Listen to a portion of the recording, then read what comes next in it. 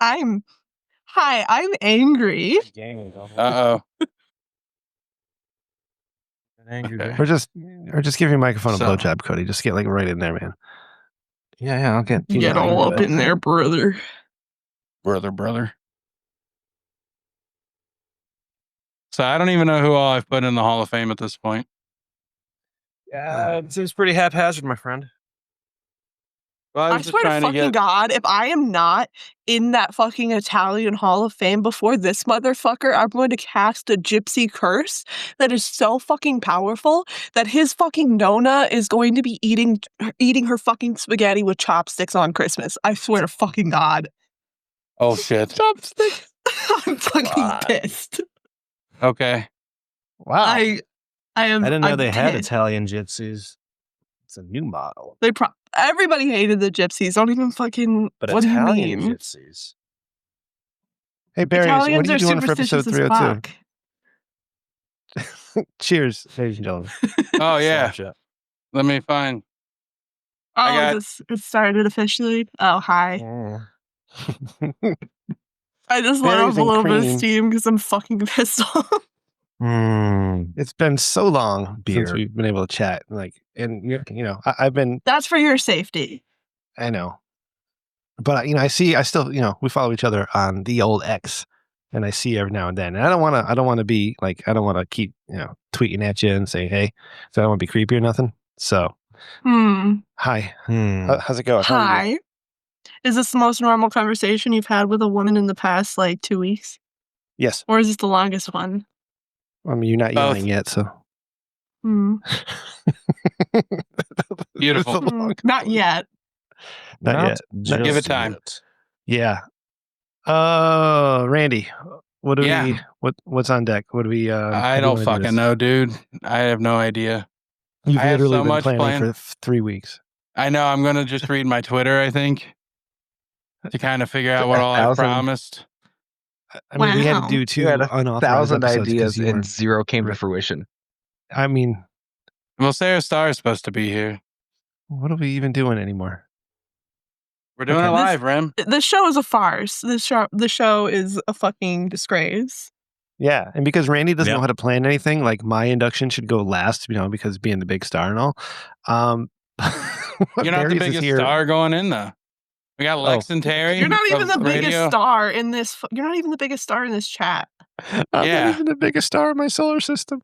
But that's good because since Barry's has to go, we can just start. I'll format the fucking show for you, man. Okay. Let Thank me you. know You got to do everything, Rem.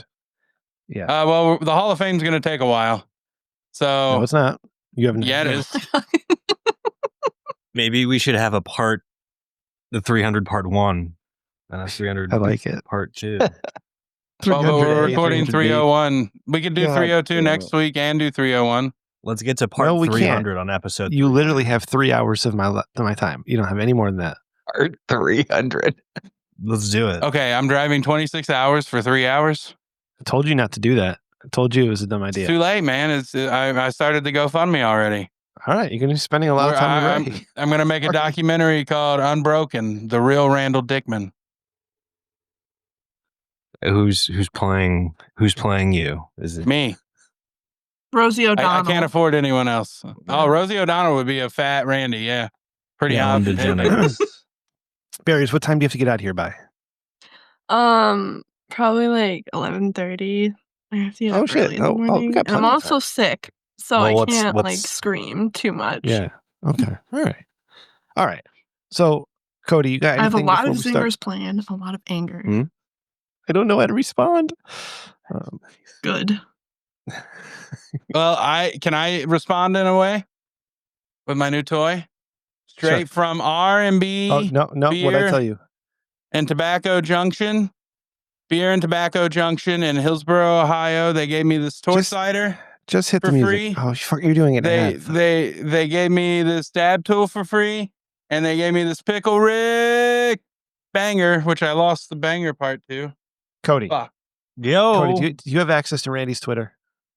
No, why would I have access to Randy's Twitter? No, I know. You have to read the ad he wrote on Twitter because that ad sucked. He's going to lose the sponsorship at fucking Randy. Oh, you mean like front door access? Yeah. He has a whole ad on it. Just get it ready. I can play my ad. It's 5 minutes. No. Oh my God, it's episode 300.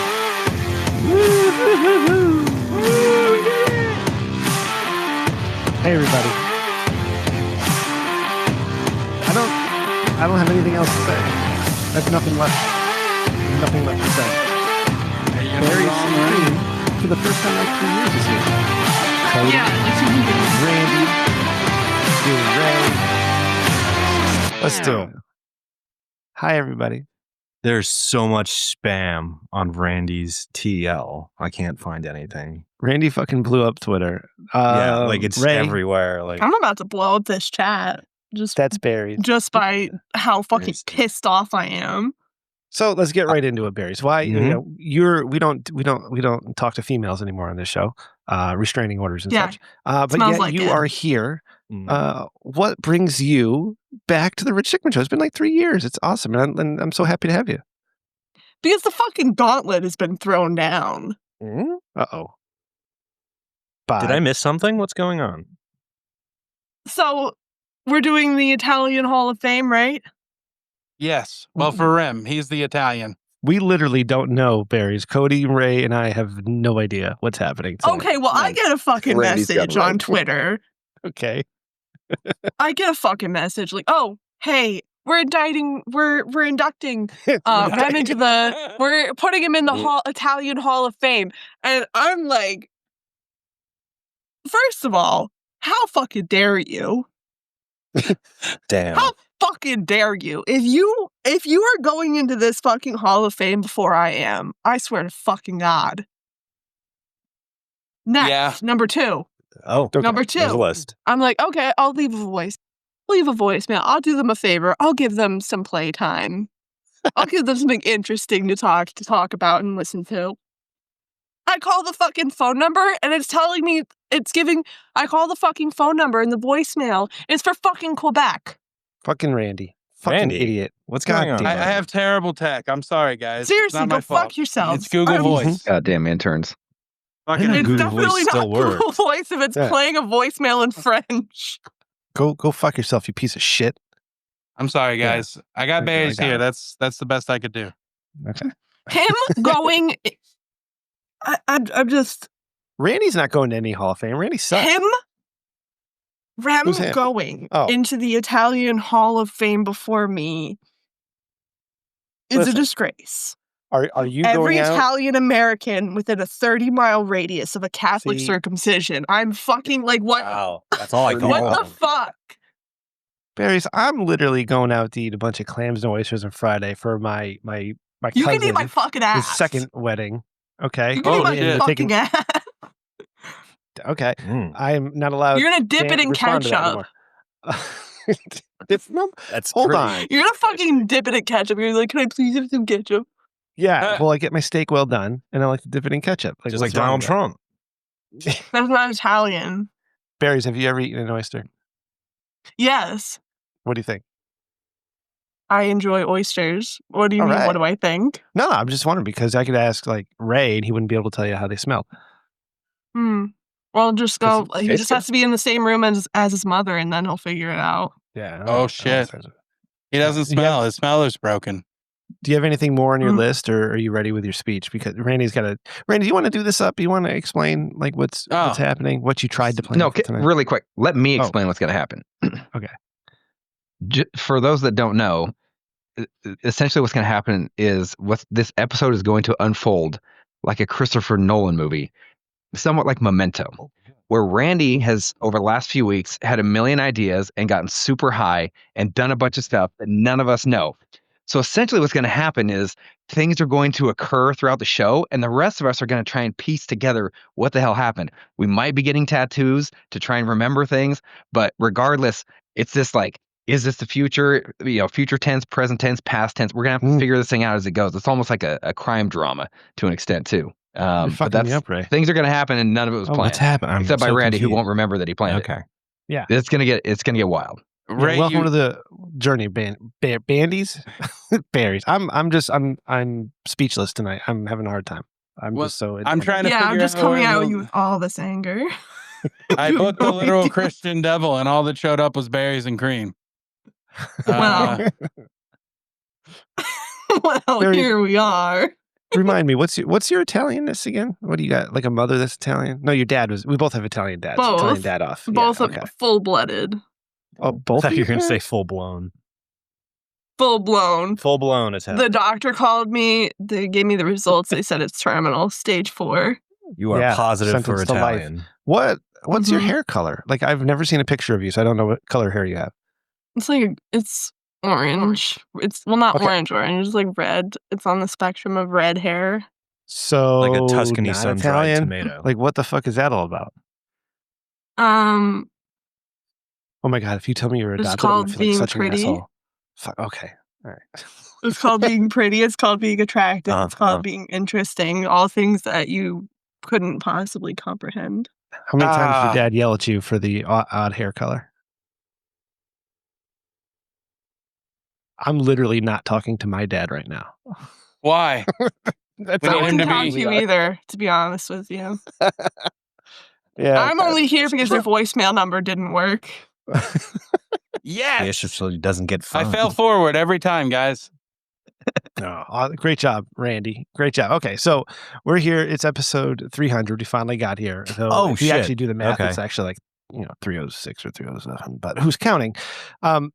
Randy, do we have anything like segments? Because we had a Jesus art from the previous 299 that we have to follow up with. Oh yeah, I got to follow up with the artist. Okay. Do we? I haven't heard oh my from God. her or him. What was that sketch you sent me? That was it's- the last update I got. See, Barry, I wish you would help me make fun of Randy because he just got scammed out of however much money it was. He paid some stupid artist to draw pictures of Jesus. Hmm. He's never going to see those pictures. No, he already did sketches. He's gonna help me do American Salaryman. I'm gonna dab now. Hmm. Hmm. Hmm. Hmm. If only you guys knew an artist that was also Jesus. Yeah, I was I going to mean- say. Honest to God. Interesting. Yeah. I didn't think about it. Oh my god. Understandably. Oh, man. Not much thinking happens. in Wonder, this room. wonder why. I Yeah. just do See- stuff and good things happen. Usually. Hmm. You call these things good? What did you fucking do, Cody? I showed up. Okay, I Mhm. tweeted Barack Wait. Obama and Same. pissed off both sides. What did you do, Ray? Both sides? I showed up Keep- too. Yeah. He did. Yeah, well, And provided emotional inducting Ron Killings into our Hall of Fame because Triple H let him go. All right, R-Truth inducted. Welcome don't see Ray- welcome to the Rich Dickman Hall of Fame, class of 300. Epiclass? Da-da-da-da. Ron Killings. I like how first you did one the inducted. voice air horn and then the real air horn. Like the redundancy of Double air. is just Ray- insane. Nah, it's just Right. commitment. Yes. You're not on Twitter anymore, so you didn't see this. But Randy tweeted Barack Obama. He replied to a Barack Obama post, and he said Barack Obama should come back and be 48. And that something about me being his running mate, I don't know. Yeah, whatever I it was was. going off on, and then I realized The Rock would be way better. So Yeah. I cut you out So- for The Rock. The Rock So the- Obama. Oh, you Barack made the Obama. joke while I had a. Oh, I was going to make that joke. Boom. Oh, So wow. this post So of Randy's sorry. has got like 20,000 views on it and has invited the fucking craziest replies from both sides. And so Randy and I were both going at him and just like fucking with some people. So we had a lot of fun. So Randy got the word out. He's been doing work. It's been annoying, but he's been doing lots of work. Yeah, my wife is Um, really pissed off. Good. The most happened? annoying part of all this is at least I would have hoped we had a format so I know what's happening and when and where. I'm putting it all in I the don't- chat now. You got Barry's here. Is Barry supposed to induct me into a Hall of Fame? Do you want to do that now? Do you want to ask Cody how I'm his just week fucking was? pissed off. I just You want to should be scream. pissed off. I'm on your side this time, and I have no ill will towards you, nor am I any good at showing it. So cheers to you, Barry's. I miss You're you. feminine. You're feminine in an Armenian way, which means that you shouldn't be. Oh, That's the worst How I way. feel Fame. myself. Holy shit, that's the it. Ooh, Randy, Man. take my induction back. I'm gonna. All right. Do you have music? 1 second. Oh, fuck. Did We you just already did play that. this? Yeah. You're going to Oh, Turn it confuse off. did everyone. we? Did we? My Yeah, bad. You stupid. All right. Okay. So for our first induction tonight, I'll make episode music real 300. quick.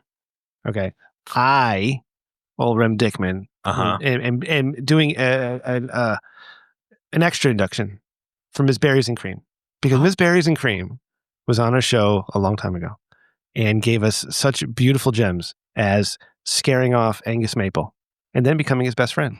Hmm. We also had an That is episode true. dedicated to our Italian fathers. It was called Italian Dad Off. I think it might have been 96. I'm not sure. Ray, Was you I wanna look on that up? one? Nope, you weren't on yet. Cody, you may have been on with your old show, but you weren't officially a cast member yet. That happened around 175. But Barry's came on for Italian Dad Off, and when I was good at insulting people, we went at it for a little while and had lots of fun. It was a very highly rated episode.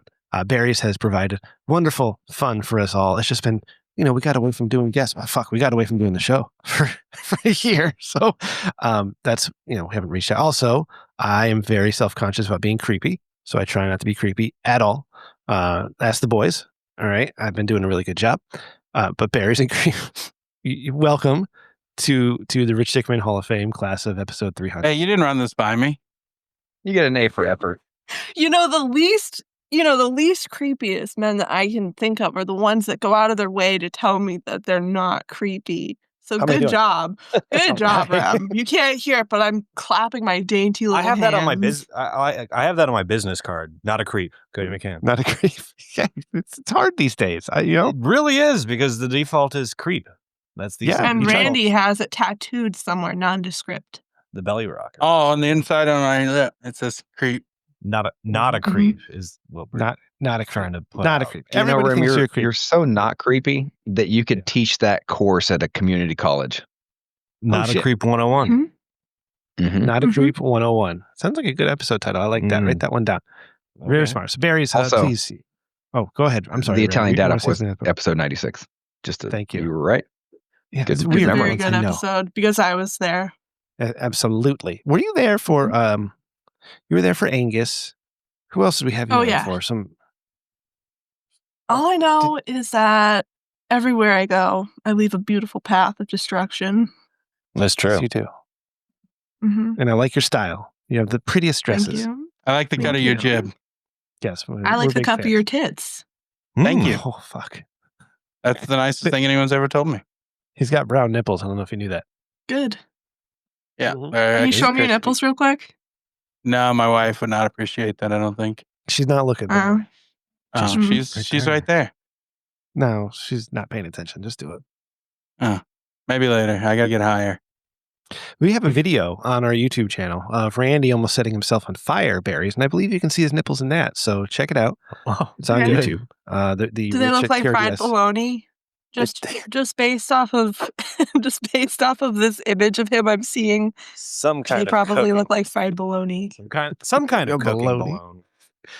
The little wisps of yucky hair coming off the sides. It's I want to warn your listeners. Yes, I am sick. Somehow, cosmically, whenever I'm on any kind of recording, I am under the weather and sick. I promise I'm still going to be funny, like I always am. I just sound a little fucked up. Sorry. It's okay. Not that sorry though. Yeah, we're no longer the show that will make fun of you for being sick. Yeah, they did that to me too much. But you're also a piece of shit. Yeah. So, I mean, Look what I got here. I got a 1 gram Jeter. I don't know. It's an infused pre-roll. Anyway, so Barry's, do you have a speech you would like to give to I'm a honestly Hall of Fame here. audience? I'm here as an act of protest. Oh, okay. oh, I fucking this is not happening. You do not deserve this title. I don't have it. I give it to you. Yeah, I deserve it. You do not deserve it. That's right. Oh, I'm gonna beat you with kindness. Like you're so white that you think gravy is brown. Fuck, you might be right about that. yeah. I got the light on right. Wait a second. You can't make racist jokes in this show. That's not allowed.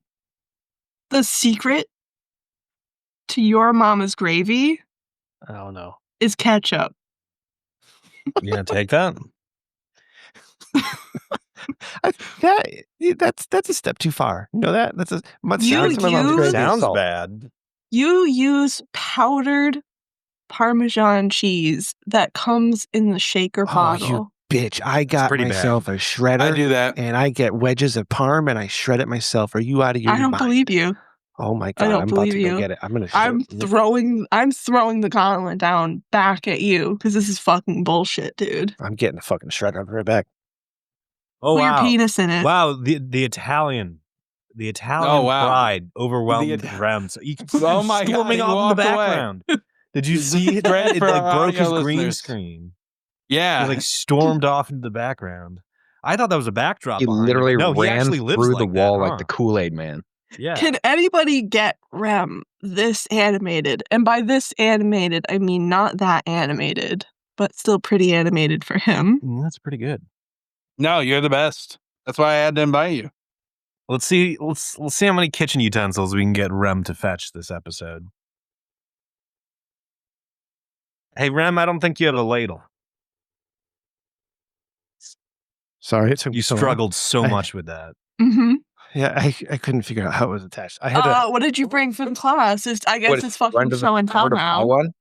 look at this. Yeah, where's the cheese? That's amazing. Where's the cheese? What do you mean? Where's the cheese? I'm bringing the cheese downstairs. Oh Where's my the cheese? Where's the cheese? I I like don't how you fucking doubt believe you you. can find cheese. For to all put we it. fucking know, you have a very interesting taste in CBT. Grated CBT. That's how I grind my cinnamon.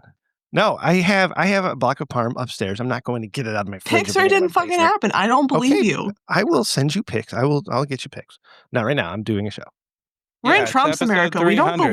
We don't believe the victims anymore. That's Is it- right. Fuck you. Yeah, fuck the victims. The They Pope deserve is it. American. That's why we got to Oh. file bankruptcy. Oh my God, he's revealing the Rim V. Digman shirt. Yeah. Oh, yeah, now it's yeah. a strip show. Yeah. Look at These the are guns. shirts that Amara made us for when we got together for 214 Woo-hoo. in person. Yep. All right. Anyway, We're doing anything that else to again make me next feel bad week. about myself. Rim, I laughed so hard that I went to another reality a minute ago. Why and do you I laugh? and I saw because you said something funny. Because you said I something. know, I I'm don't- shocked too. I have to rewind it to figure it out, but I laughed so hard that I saw what happens on the end of the show, and I'm nervous. Okay. Spooky. Awesome. Yeah. I can't wait. All right. Barry's are you done there? Making me feel bad, or do you have more? No, I I don't have want to more. interrupt you. It sounds like Okay. she has a lot of More. ammunition. Yeah. Like, do you want to sprinkle it in before you have to go, or do you? Because the floor is yours. Okay, I'm a super nice guy. Definitely not creepy. Not at all. Well, I mean, this is like an Italian Hall of Fame, and you're not even wearing a gold chain. That's one of the Don't colors have of a gold Italy. chain. I don't have a gold chain. Yeah, what the fuck? This is a farce. Okay, This is a all right. falsehood. So, all right, Do you hold have a on. gold This is a Hold on. bamboozlement. I'm gonna get it back. All right, you ready? Pinky ring? No, my dad never got me one. He didn't love me enough. But he Yeah. did go and spend his money on a Fiat that he keeps at his nephew's house in Sicily, and he bought himself with my mother, of course, their own apartment. So when they go for the months on end journeys, they're actually living there amongst dumb Italians. So And what do you have? I got that when he dies. Well, he's not wrong. Wow. Yeah. Mm. So I'll let you know if you want to go on a trip to Italy. After his Uh, dad days. Dead days. I'll show you around Malili. We can eat some artichokes. All right. Malili, I barely know her. Uh-oh. Oh. Yeah. Oh, shit. Awkward. Just Sorry. gonna- I'm Throat. very angry and I'm also very irritated that you're not throwing anything back at me. I feel like I'm just kicking a horse to death. A Trojan horse? No. I told you I was going to kill you with kindness. You look like you got baptized at a Chuck E. Cheese. Oh, I have before. I've been baptized at a Chuck E. Cheese by the Probably. How old were you? Nazarenes. I was 7. That Yeah, it was after Nazarenes they don't put do me that. through a Hellfire and Brimstone tour. They let me tour hell so that I knew what would happen if I didn't repent. hell was Chuck E. Cheese. All right, and Yes. when did they take you into the broom closet and diddle you? Never had that happen. That he remembers. No, I was Episcopalian, so when I went Why to do you- Catholic school, I had to listen. I wasn't allowed to be touched. What? Because you're Episcopalian? Yep. Is that like one of the rules? You don't touch the Episcopalian? Yeah. The I have rules to are stand weird. outside.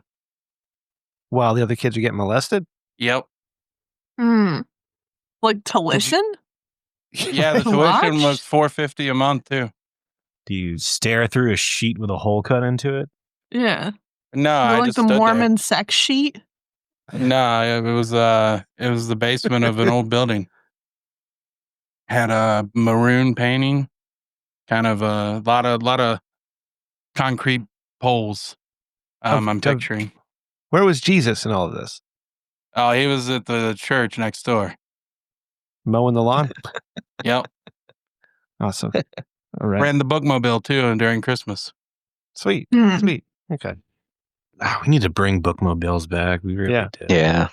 Barry's, your favorite Italian meal is chicken parmesan. That's pretty good. Fuck off. I'll kill you. I'll fucking kill you. I'm currently using my fucking chakra to summon the wooden spoon that my Nona beat me with, so I can shove the handle up your ass and turn you into a fucking kebab. My Nona went 6 months without talking to me because she got mad at me once because I didn't go downstairs to where she was staying to say hello.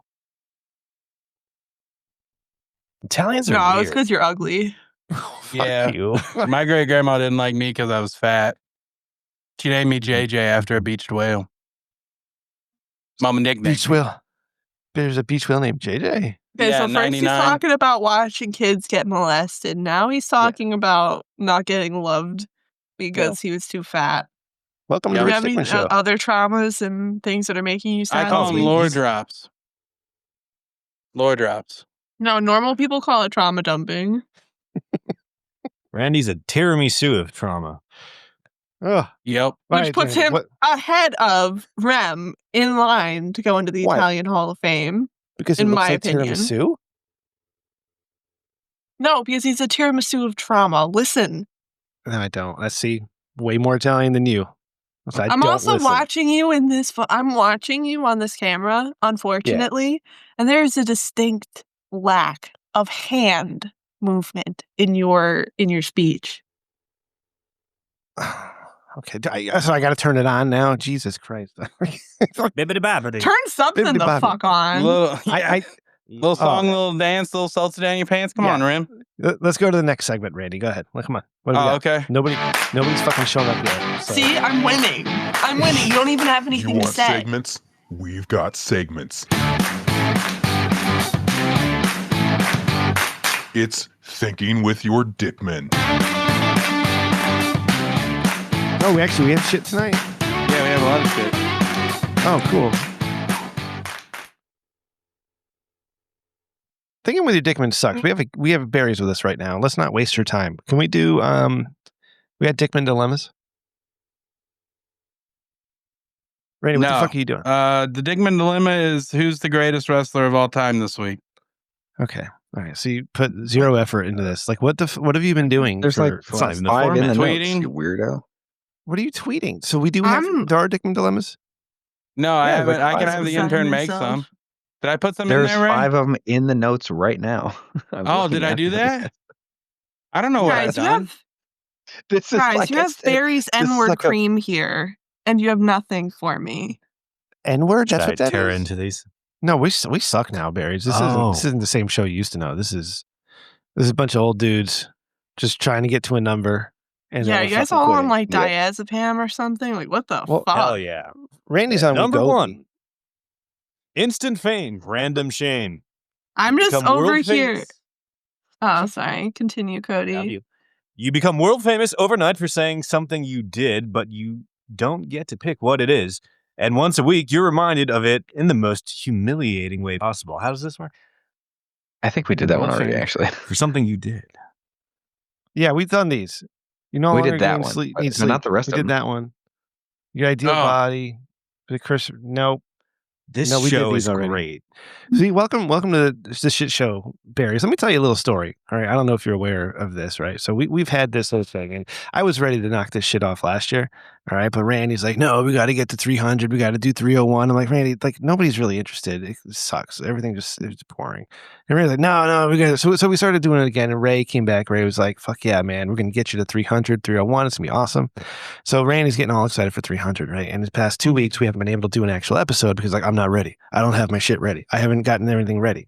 So he's been going, like, I don't think he's slept more than, I don't know, 3 hours a night the past 5 days. And he's been tweeting nonstop, making it seem like he's done a whole lot for episode 300. It's like, and even I had to lose 10 minutes of my day today because I had to talk to him on the phone because he needed to call me because he was so nervous about episode 300, right? And I had to talk him down. Like, Randy, don't worry about it. It's going to be fine. No big deal, right? 10 minutes of my precious time talking to this asshole. I called Cody And and here Ray we are. too.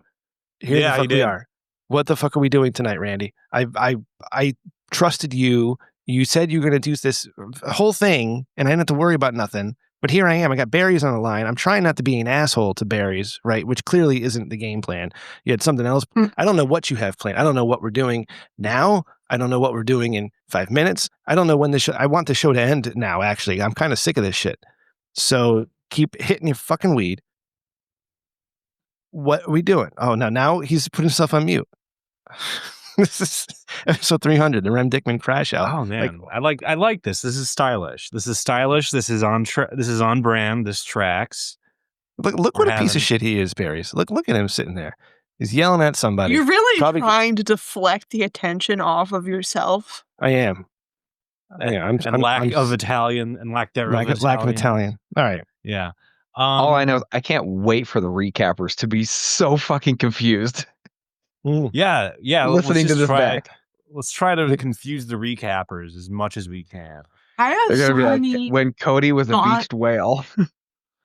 When Yeah. Cody And- was a and Ray beached was smoking all the- whale in Sydney, Australia, on the 9th of Christmas, 147900. Oh, it's gonna be Oh, good. man. It's gonna be good. I like this. This is comfy. See, now it's uncomfortable because Randy's arguing. Do you think? What do you think's happening? I Do you mean, think Kristen was listening, and she left to go over there and just like rip him a new asshole and be like, "Listen, you He's prepared all probably- the shit. You better turn that on and get it the fuck together." No, she's He's- probably he saying, has "Are you a going to temper. let him talk to you like that?" And he's like, "Well, yeah, he's my friend." And she's Or like, that. "You better, yeah." Anyways, Barry's. See, are you over 21 Yes, I have Okay, I been think so, for yeah. quite a while.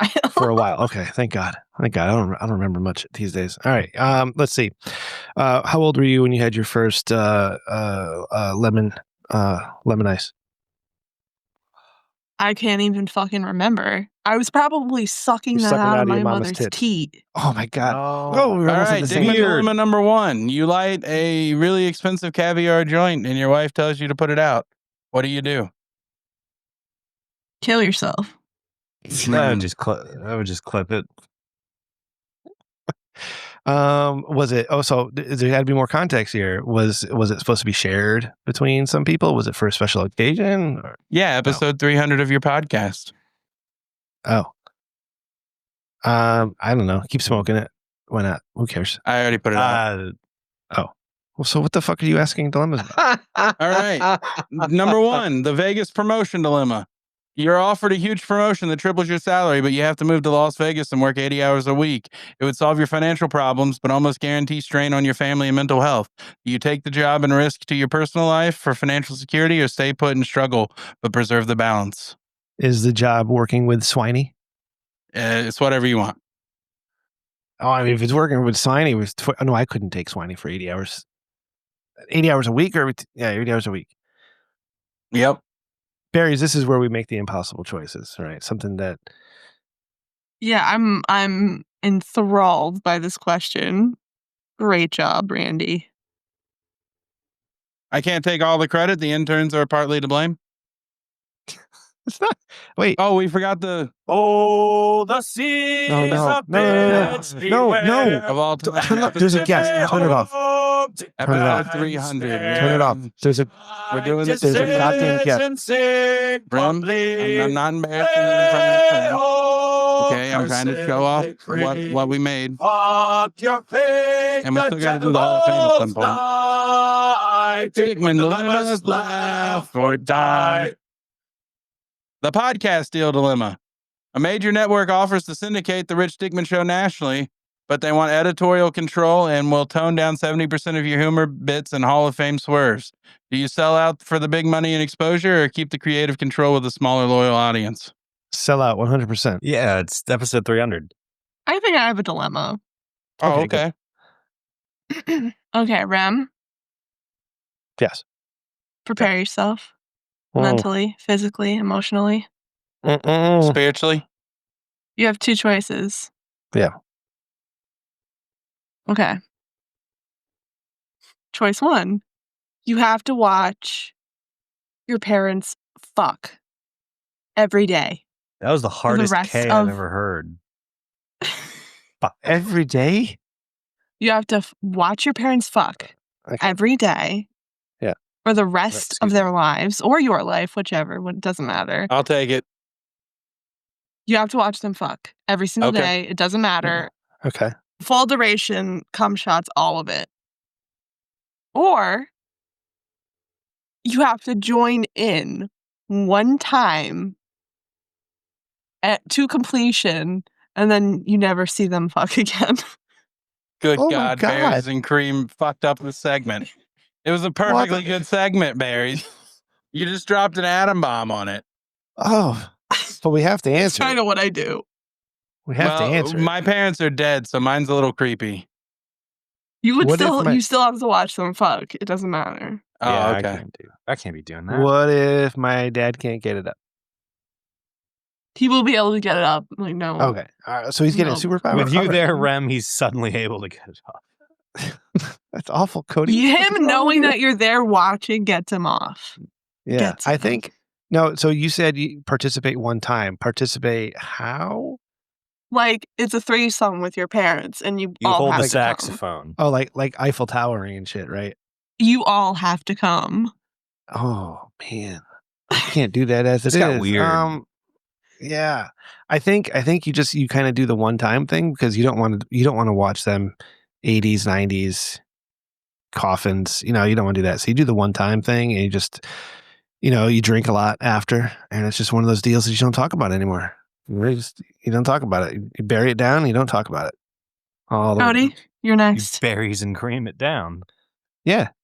I cut out a little bit. Can you recap what I read? Oh, God. Really, Cody?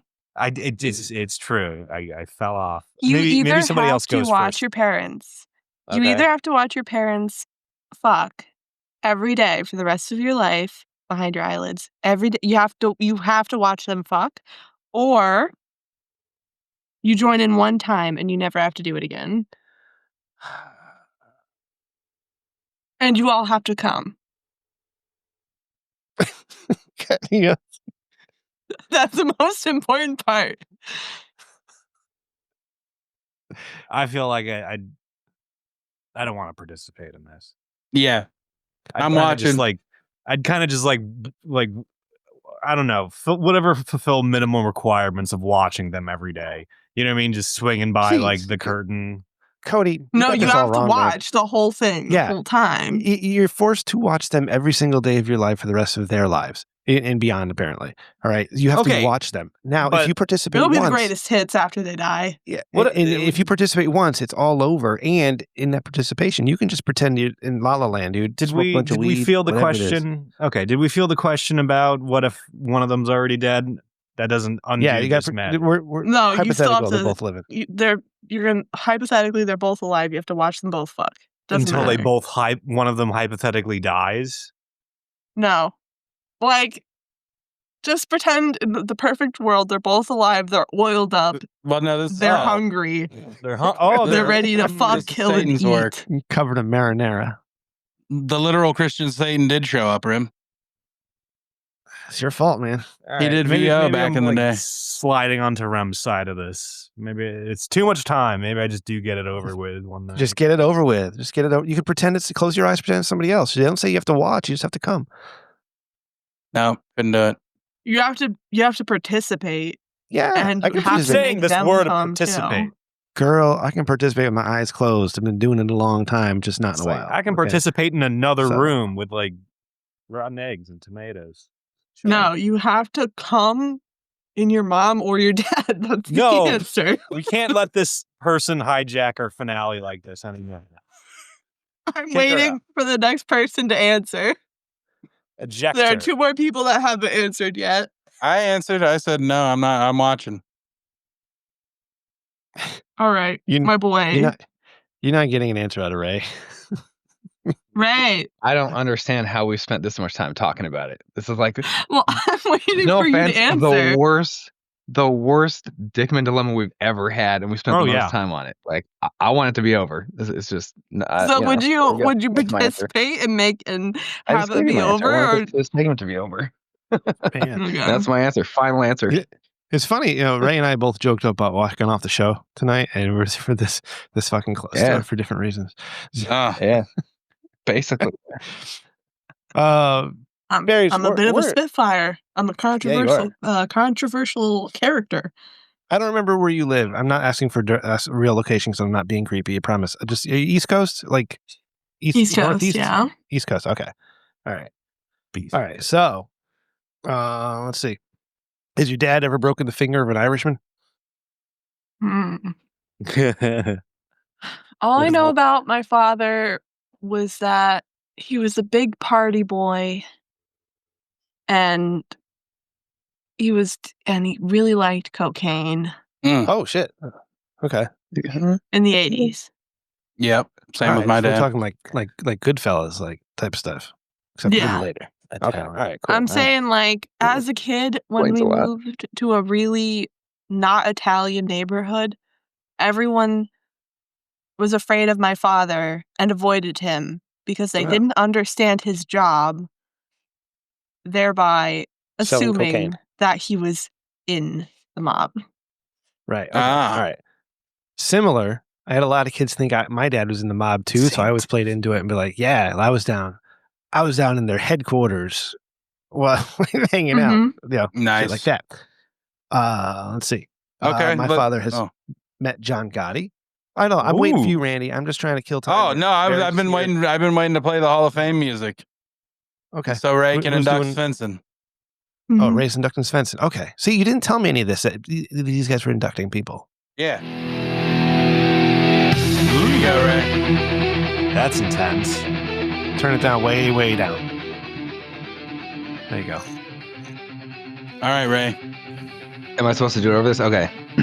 We are inducting Svensson. Is that Stormwind? What does he call Turn the himself on music Twitter? He is being inducted into the TRDS Hall of Fame and being endowed with the most award.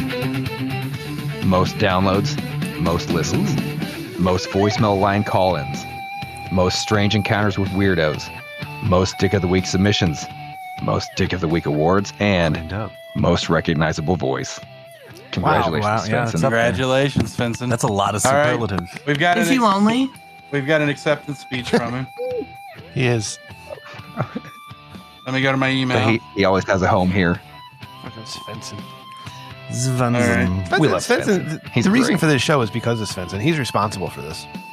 And he's Really? like, you got to get back into Yeah, you got to get back into podcasting. He even sent me a laptop. Didn't work. It got to my house. It didn't work. He tried, man. That's all that counts. So Yeah. the Rich Dickman show was I think- born out of Svensson pressuring me to podcast again. I think he's Really? one of 2 people that was on the show when you were not, Rem. Because you've only Nope. missed 2 episodes maybe? I've missed one leading up to later on. 119. I know was he one and I missed. did an episode, and then me, Randy, and who was that? Spaghetti. Kayla Cleavage. Oh, Kayla Cleavage. Yeah. Yeah, you But were late. I made it to that one. I was late. I mean, you guys did one with spaghetti. That was Oh, 119. did we? Yeah. Spaghetti, huh? Yes, I didn't have power. yeah. I ran out of power. Yep. That's right. You ready for Svensson's voicemail? Yes. Okay, let me figure out how to play it. Turn the music off before you play it. Is it playing? I heard We greetings. heard greetings. It won't play. Let me download it. Oh, the wait, the hold music comes back. I like that. Hold music. Can you imagine hold music being like that guitar, being like fucking riffs? It'd be Greetings to awesome. everyone at the Rick Hickman Show. Thank you for all the wonderful entertainment that Oh, you hold provided. on. It's sped up. What the? Yeah.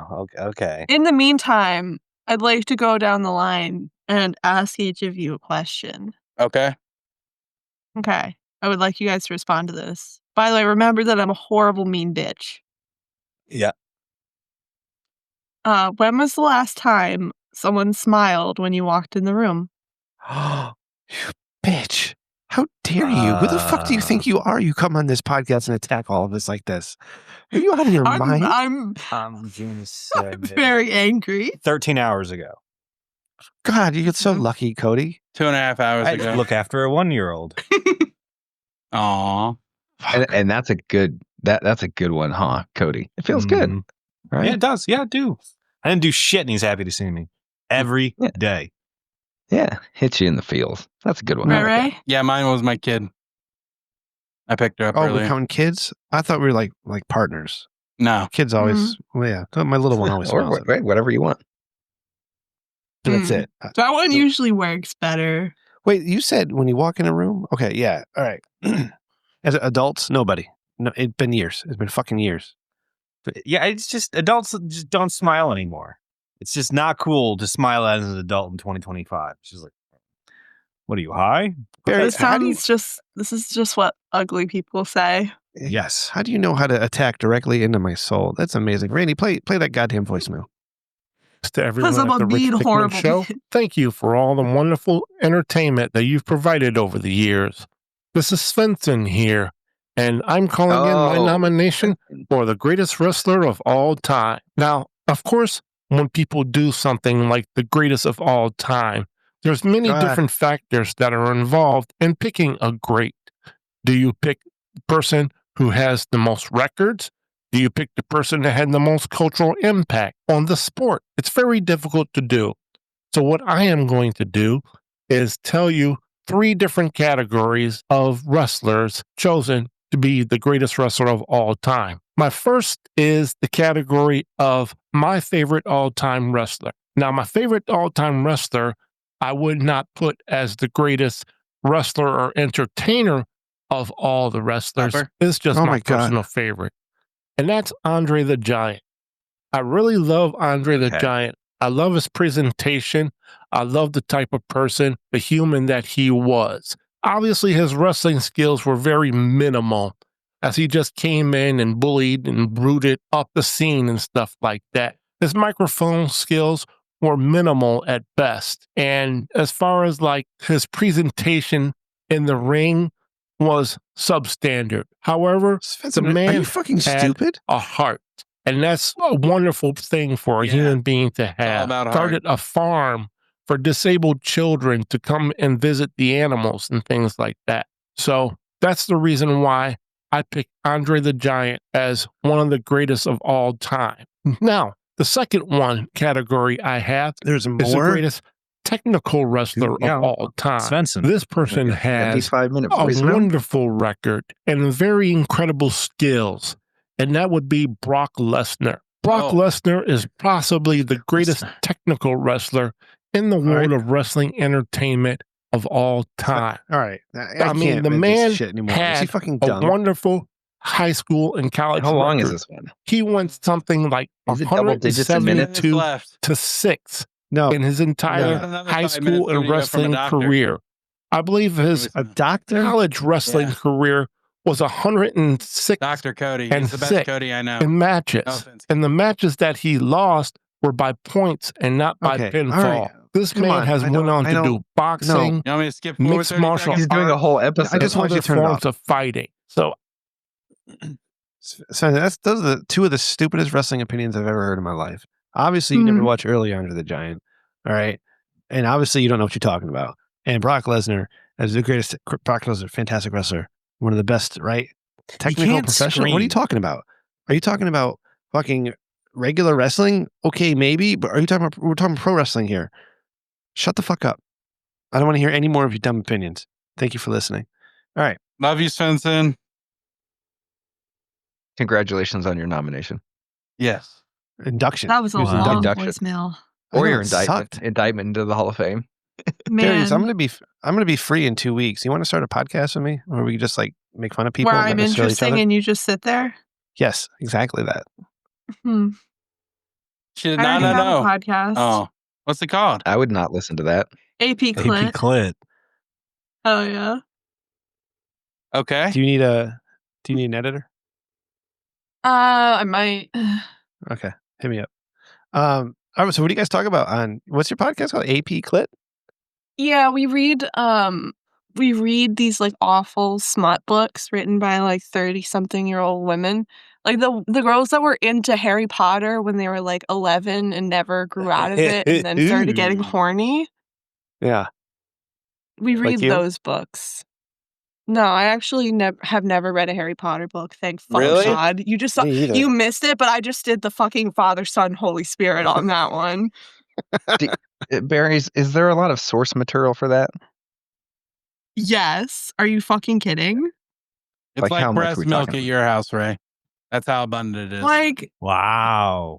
it's So a freezer just you full. could scroll through pages and pages of just bullshit. All of them are fairy smut, telltale signs. There's a map in the front and there's cursive on the fucking cover. It's So- just And I'm sorry I They're don't all know the about your same. podcast. I'm only yeah, following. you're a Randy. great friend, Rem. I'm Has terrible. anyone told you that today? You're a I'm- terrific friend. You I am really already are. in the Keep up process with of sabotaging the friendships that I have because as soon as things end, I subconsciously start sabotaging them, and I'm in the process of it now with these three guys. So, Good to Um, know. Your will is as So- weak as your chin. come. You know what? I'm here. I'm going to plug your stupid like she has a podcast. Right? I'm going diarrhea. to help it, but no, you're going to insult my chin. So fuck it. We'll move on to the next goddamn piece of shit Randy's got planned. What are we Okay. fucking- Yeah. Sorry, I thought you were gonna vamp for a little while. The next is the I'm a one I'm cunty most little excited imp. for. All right, so let me play the music here. We'll start playing, and I'll read. Oh no, I don't wanna. There we go. Is that loud? Yeah. You turn Okay. down Lamar. You know what? Fuck it. So I'm inducting. I was a broke, poor kid at 12 years old, and my Walkman had broke because I forgot to put batteries in it. It was a CD Walkman. Is it broken if you don't have batteries Yes, in it? or Cody. just Let out me of battery? fucking tell my story. All right. So Okay. I was on the bus, and it just so happened that there was a radio show on. That radio show was Lex and Terry. And so here I was, mom dead, dad was gone, stepmom drama. She stabbed herself and sent him to jail. And I was raised by my Queen mama and my shit. papa. Yeah. And I found that show just at the exact right time, and I got to figure out. It gave me hope that one day I could talk shit for a living and get paid for it. And they didn't sugarcoat it. They really let me know, especially Terry. Terry let me know, hey, it's a lot of work. It's going to take a lot of work to do this because you got to get up early. You got to constantly shit out content, and you got to just wake up and do it again the next day. And it's a fucking slog. But he's done it for 27 years. He's going in the Radio Hall of Fame one day, and I wanted to put him in the Hall of Fame first. That's Terry and his partner Lex. Welcome to the Rich Dickman Hall of Fame, episode 300 class. Air horn. Da da da da da da da da. Oh fuck. Da da da da. All right. So we have acceptance speeches from them. I'll play Lex's first. He really, really got passionate. Hey, Rich. It's Lex from Lex and Terry. Yeah, Rich. From what I understand, Yeah, Rich. we are nominees for the Rich Dickman Hall of Fame, and I can't tell you Inductees. how long. Well, I've been doing this for a long time. But Terry and I, we've talked about it for years to be in the Rich Dickman Hall of Fame. From what I understand, we're nominees for the Radio Hall of Fame, but screw that. This is better. So I want to thank you wholeheartedly, myself, Terry, and the rest of the crew, for having us in the legendary Rich Dickman Hall of Fame. Thank you. Class of 300. All right. And then we have the man Terry, the myth, the legend, the guy who's launched 1,000 failed podcasts. He's never had the success that we've had despite trying. So we're putting him in just for simply having the most attempts at making a podcast. Well, what an honor. Wow. What an honor it is to be inducted into the Rich Dickman Show Podcast Hall of Fame. I don't even know I don't know if it's for one of I don't know what podcast it is. I got a Wombats one, but there's that. Nice. I don't know what Wombats. Yeah. And then he stopped randomly, but now he's back. after such a long career in radio, He's on Paris. podcasting, television, you name it, I finally hit it. I have finally made it, and I cannot tell you what an honor it is to be inducted into the Rich Dickman Show Podcast Hall of Fame. I don't know for which He's been on the podcast camera. this is. I've had 22 million of them. And maybe that's it. Maybe that's what it is for Yeah, the that's what amount. it is. What is the category? The amount of failed podcasts? Are you making fun No. of me? Is that what this is? No, are you doing this just to screw with me and all of the stuff that I Barry's put this, out though. there in the world as content? God, I hope not. I hope not, because I like I'll you. fucking kill you. The Oh. Rich Dickman Show is just pushing it out, just trying to live a dream, just trying to do something out there to show another side of ourselves. Isn't that right, Rich? Hell yeah, brother. Isn't that right, Rich? Rich. Well, Hell yeah, Rich. whatever hell your yeah. motive is, whatever you want to do, whether it's to screw with my head and to take this honor and then just yank it out from underneath me and make me feel like a little man, I'm going to accept it anyway. I'm going to accept this thing with pride, with honor. I'm going to stand taller. I'm going to breathe deeper because I, Terry James, for one of my many bazillion podcasts, My is God. now into the Rich Dickman Show Podcast Hall of Fame. I can't thank you enough. I wish you the best of luck in all your further endeavors. God, one of us needs to be successful at this. Yeah. Thank you. Thank you, guys. Wow. Class act. What a pro. Yeah. You're welcome. Lex and Terry. Lex and Terry, everybody. Lex and Terry, Dee Very and nice. Sarah from the Lex and Terry Show. They're Monday through Friday out of Dallas. They record 5 days a week, and I listen to their podcast. All right. What the fuck? Barry's turned her camera on. Yeah, we got Barry's camera finally. Hi. Patreon.com. Barry's and Free. Hello. This is me. That's what I Is always that your expected. VTuber? That's exactly what I This is envisioned. me. But Lex and Everybody Terry, face reveal. we all got to say it together. Welcome to the Rich Dickman Show, class of 300 episodes. Woohoo! Da-da-da. Lex and Terry. Now we got one more. These two are Oh. the ones that I'm actually on board with. I actually like those guys. Oh, you know? Oh, No, but I like the cup of their tits. So to cup of their tits. That's how the Italians say cut of their jib. yeah. Yep. Yeah. Say it all the time. Cup of their tits. All right, Randy, who's our next inductor? All right. Another one near and dear to my heart. This guy, when I was at my lowest point, when I really didn't think I could keep going on, this guy gave me hope by succeeding despite everything else. He succeeded where others have not. And he started a successful politics podcast called Politics, Politics, Politics. His name is Justin Robert Young. And guess what? He's inducted into the Rich Dickman Show Hall of Fame, episode 300. Da-da-da-da. Inducted. Let me play his acceptance speech. Is this just so you can like suck off the dicks for the people you like? Hello, Rich Dickman, Hall of Fame voters. I would like to thank you. I don't know why this keeps getting closer to me. I would like to thank all of you for my inducting into your Hall of Fame. Man, where do I start? So I'd like to thank my mom. Yeah, this would be, I have no idea why this camera keeps getting closer. Okay, there we go. Wait, oh, look, I can zoom this. Oh, so I can just punch in. I'd like to thank my mom. Wow, that's cool. All right, this is terrible for audio listeners. Yeah, I'd like to thank my mom. I'd like to thank my inability to hold another job. I would like to thank my wife and my child.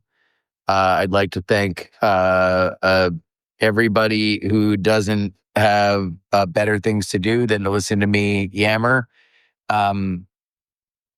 If it weren't for a tremendous amount of nonsense in the world, I wouldn't have a job. So thank you very much. Greatly appreciated. I hope you guys have a great episode. A true honor. Thank you. What the fuck's going on in the background? So is Randy just interviewing possible new friends? Is that what this is? It's He's what taking yeah, applications. We got to piece it together. See, Ray was exactly right. We had to piece this together. This is Randy jerking off to his podcast heroes. Mm. See, and you want to come after me, Bears. I don't do anything wrong anymore. I'm very boring and not fun and ugly. All right, these jamokes, All of especially those Randy. things are true. Randy. I'm is the validating biggest- your worst fears. You're welcome. Thank you. Randy's the biggest piece of shit in the world. What? I went out of my way. I got nice people to say nice things about us. They put over Rich Dickman. What do you want? Randy, it says a lot. And then when you made only the thing mistake Ray's- of asking me to do anything for this. See? And it says a lot when the only thing Ray is smiling at is when I'm insulting you. I do what I smile a can. lot on the podcast. Yeah, he does. Yeah. I was going This to is do like a the- shot every time you insulted me just to prove you wrong. But Kristen said it was a bad idea. Hmm. Oh, so now you're letting your wife decide Sage advice. what's a good idea, what's a bad idea? Well, yeah, because the last time I got real sweaty and she got real mad. Oh, she doesn't like when you're sweaty. No. No. And I couldn't stand up. She doesn't mind when you're mad. Barry loves a sweating ham. Hmm. See? Am. Very good. I'm hungry. You like the Capricorn? The gabagool? For dinner I made a really nice risotto. Oh. With, Damn it. picciola on top. It was very good. Sounds Look good. So, but I did not eat it. So hungry. did you post pics? No. No? Okay. I just wanted. Sounds good. I have more going on in my life than what I eat for dinner.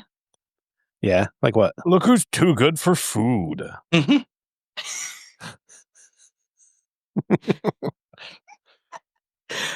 How do you think I get Probably so doesn't skinny? poop either. How do you Yeah, I think I'm figure so you throw up skinny? after. All right. Lots of throwing up. Only when you're around, Rem. Oh, wow. Only when your camera's on, Rem. Got You're it. my little Ipecac. You're my little Remember that's a good Ipecac? episode That title, stuff too. was fun. Yes. Remember the Ipecac? That stuff was fun. That stuff was fun. Randy, what do we got next?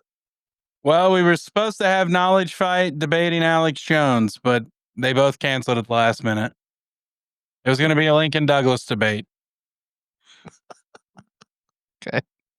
So, and then also Trump, Obama, and AOC canceled.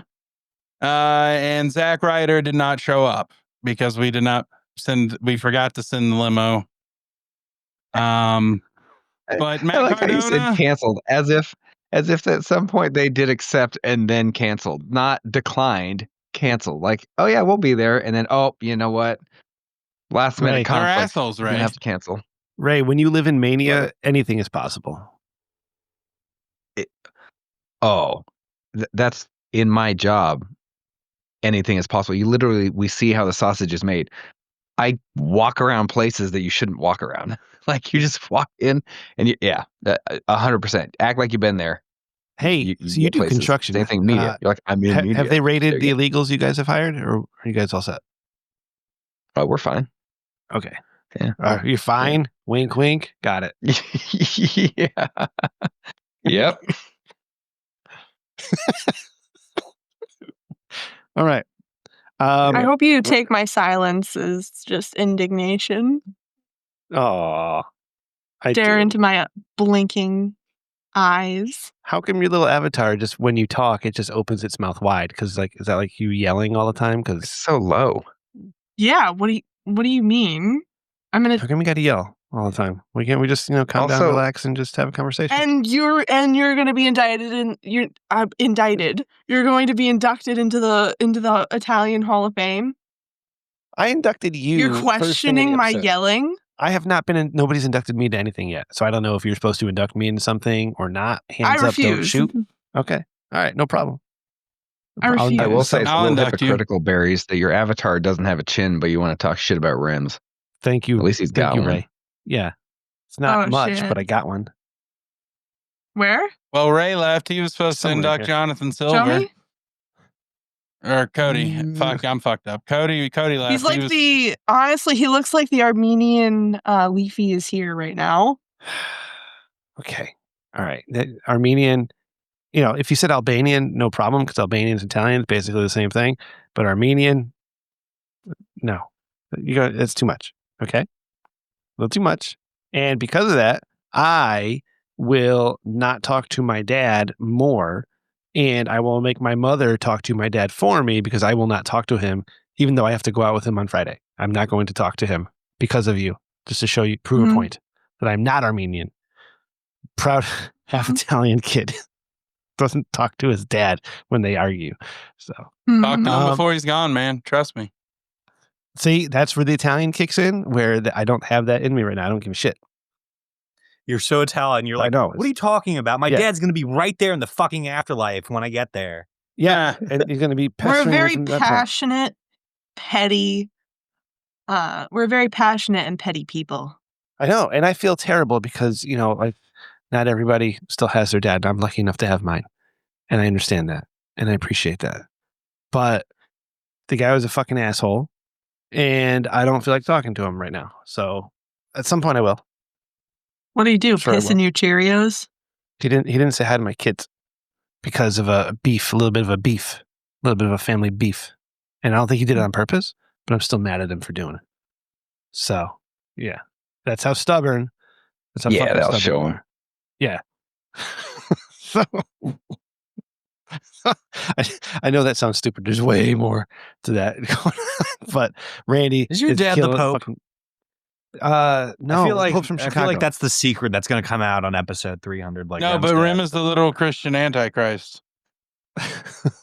I do love that this is just trauma dump the episode. Does anybody else have way too much information that they want to share on a recorded podcast for the public? I'm Yeah. good. Ray, you look like you got something. Come on, Ray. No, Let it out. You guys are doing a great job. Keep going. I like it. Let it out. Somebody let it out. What are we doing? Randy, if you get off your phone for 30 seconds, you can help I got a lot guide of the shit show going that you on. played. Like what? My, He has important business. My old boss was selling a 1972 Volkswagen Bug, and I wanted to get it for my daughter, but he sold it already. It was in his family since it came off the lot. Okay.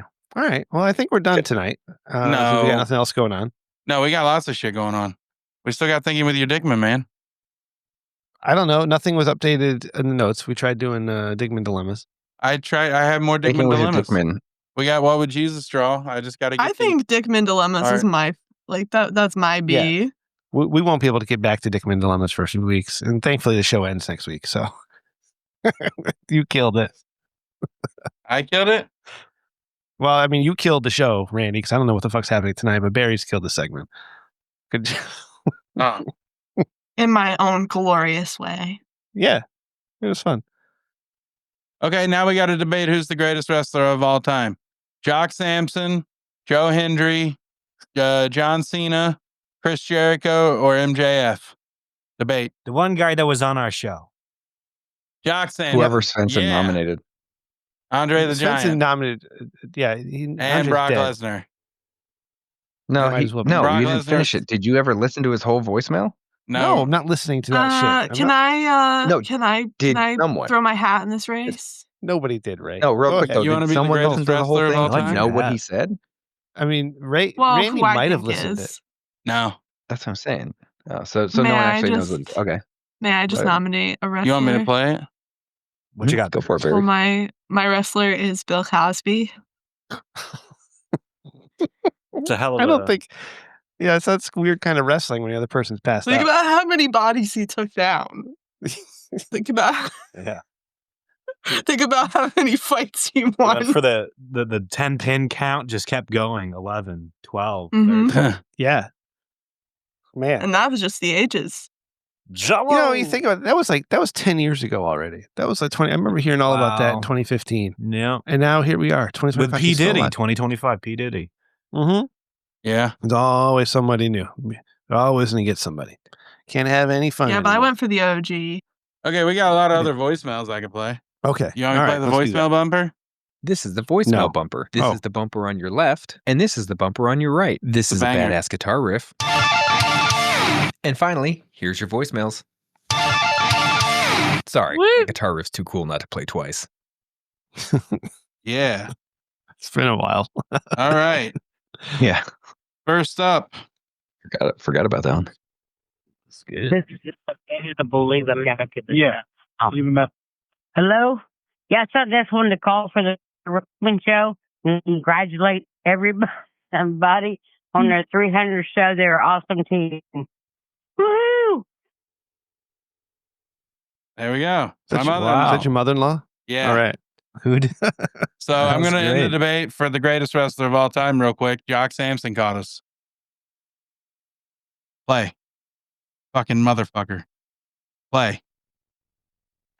Hi, everyone. This is Jock Sampson, the greatest wrestler of all time, and I want to congratulate Randall you on 300 motherfucking shows. I'm really proud of you. The show has meant a lot. You guys have been a great friend to me. Do you remember that one time we all went out and we got drunk as hell and we ended up going to this strip club? I don't really want to get into it a whole lot, but it had a lot to do with oil, alcohol, and foreign substances. We had a great, great ass time. You know, I wish you the best luck on your future endeavors. And God bless you, motherfucker. 300 motherfucking shows. God damn. Jock, if you listen to this, Randy has come nowhere near 300 episodes. He didn't join full time until about 125. So he's got he's got 175 left. I got 125 left. I don't know how to do math. So do the next one. Math is hard. This next one I'm nervous to play, but here goes. Okay. Oh, fuck.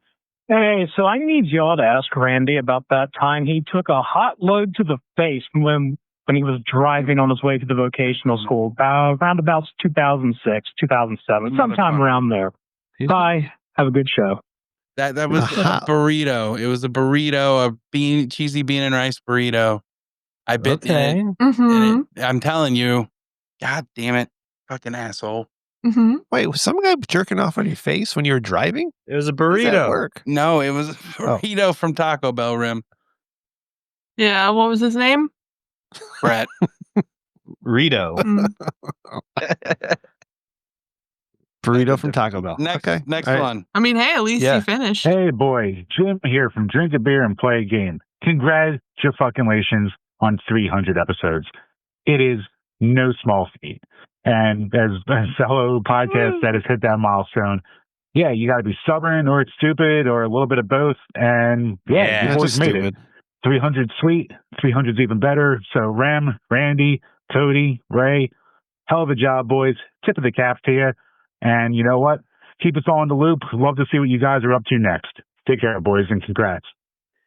What a voice. Literally nothing. I That was like it. Good Jim. voice. I like that Jim- guy. He's been following me on Twitter Yeah. forever, and he's a sweetie pie. So like, Jim- I'm gonna be mean to all of you, but I'm not gonna be nice. I'm gonna No. be mean to all of you, but I'm gonna be nice to this guy. He's from Philly. He doesn't deserve niceness. Maybe he's the Nah, new he Hulk. gets it. I like Enough how Chicago Brian is- hates all you guys, and like he didn't. You could tell on the show when you guys were on. He didn't like you, especially you. Oh Renee. yeah. He Jim didn't like loves me. us. No, He didn't like me. Why? I'm so lovable and affable. yeah. I'm so annoying. affable. You What's didn't next make him voicemail? come. Oh. All right. Next. Okay. All right. Cool. That was a good one. Next up, we got a. Can we induct that one into the Hall of Fame? Yeah. You Yeah, want me to please, go back? because You want me I to love play it when I again? get those at work. Those are the best. What's the phone number? Short and Let's sweet. induct that. Not Atomic available. Credit Union. Atomic Credit Union. Okay. Cool. Let's call Boom, it back and apply inducted. for a loan. Ba ba ba ba. All right. Our favorite credit union. Yeah. Atomic. They make bombs there. Here we go. Hey, dude, Hopefully not. this is Hulk Hogan, man, and I'm just calling in, dude. Say, I'm very somber and melancholy, dude. I just found out from my boy Brian Knobs that your show even existed, man. I just started listening to it, throwing it down while I'm hanging and begging on the slopes, dude, with the snow bunnies, man. It's a real shame, dude. I was thinking maybe Papa Cherry could have slid in and helped save the show, dude, but nonetheless, dude, I want to throw a shout out, man, to my brother from another mother, dude. Ron the Truth Killings, man. Ted Quick and Road Dog and Our Truth, man. What a shame, dude. Rest in peace, man. What a sad. He's not fucking dead. He just got fired. You idiot. Well, he'll land on his feet, dude. So happy Our Truth Day, man. It's not a fucking holiday. He's not dead. He's fine. You sloth. Carry out, dude. This fucking guy. Thanks, Hulk Hogan. That's amazing. We had a voicemail from Hulk Hogan. Barry, do you ever get a voicemail from Hulk Hogan? All the time, every day, every night.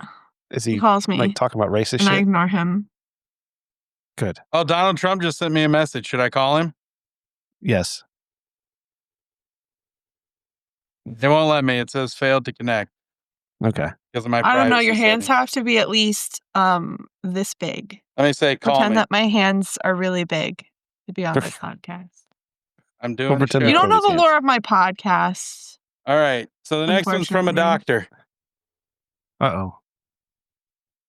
If it's boring, I'm cutting it off. Hey everyone, this is Dr. Cody here, and I never listen to your podcast. I'm sorry to say, but I do have a lot of experience dealing with your buddy Randall. There, he's an old friend of mine way back, and instead I'm just going to tell you a story that I think is entertaining, and yeah, that'll be that. So when I was a kid, my best friend, when we were in high school, had this long distance girlfriend that he met at a dork camp, like one of those like math and science camps for nerd kids who get 32s on their ACTs sort of thing. Hell yeah. And she lived in Indiana and I lived in Ohio. And so for her winter formal, when they were sophomores in high school, he took a train like 11 hours to go see her in Indiana, up in like some horrible part of Indiana, like Gary or Griffith or something up there. And so he got there, and of course, if you've ever been on a train for any amount of time in this country, you know that is a splendid place to get a taste of the bubble guts. The food is terrible. You're cramped. You're warm.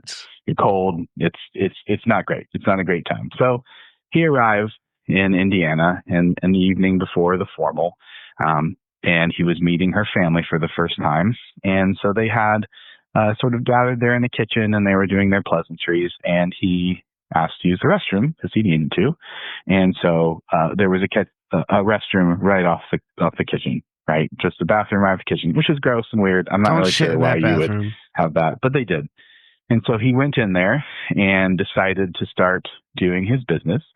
And he basically knew it was going to be a giant shit. Like he'd been crafting this one for 11 hours. He had really been holding on to it. And so he had a dilemma to make. He could either pinch it off a little bit at a time and flush, right? Like, you know, one little turd, flush, one little turd, flush, or just go whole hog and just pray to God that it all went down. And so he decided that probably making a bunch of flushes would be more embarrassing. Because again, remember, he's a sophomore in high school. You remember being 15. You remember what that was like, how embarrassing everything is to you. And so he didn't want to embarrass himself by flushing a million times. So he just went ahead and just did the shit. And of course, it's like the most gargantuan shit of all time, like sticking up out of the water, you know, just huge, huge hammer of a shit. And so he goes to flush it, and of course it doesn't flush. And he made the first error in. There's two errors you can make in the bathroom. One, there's many.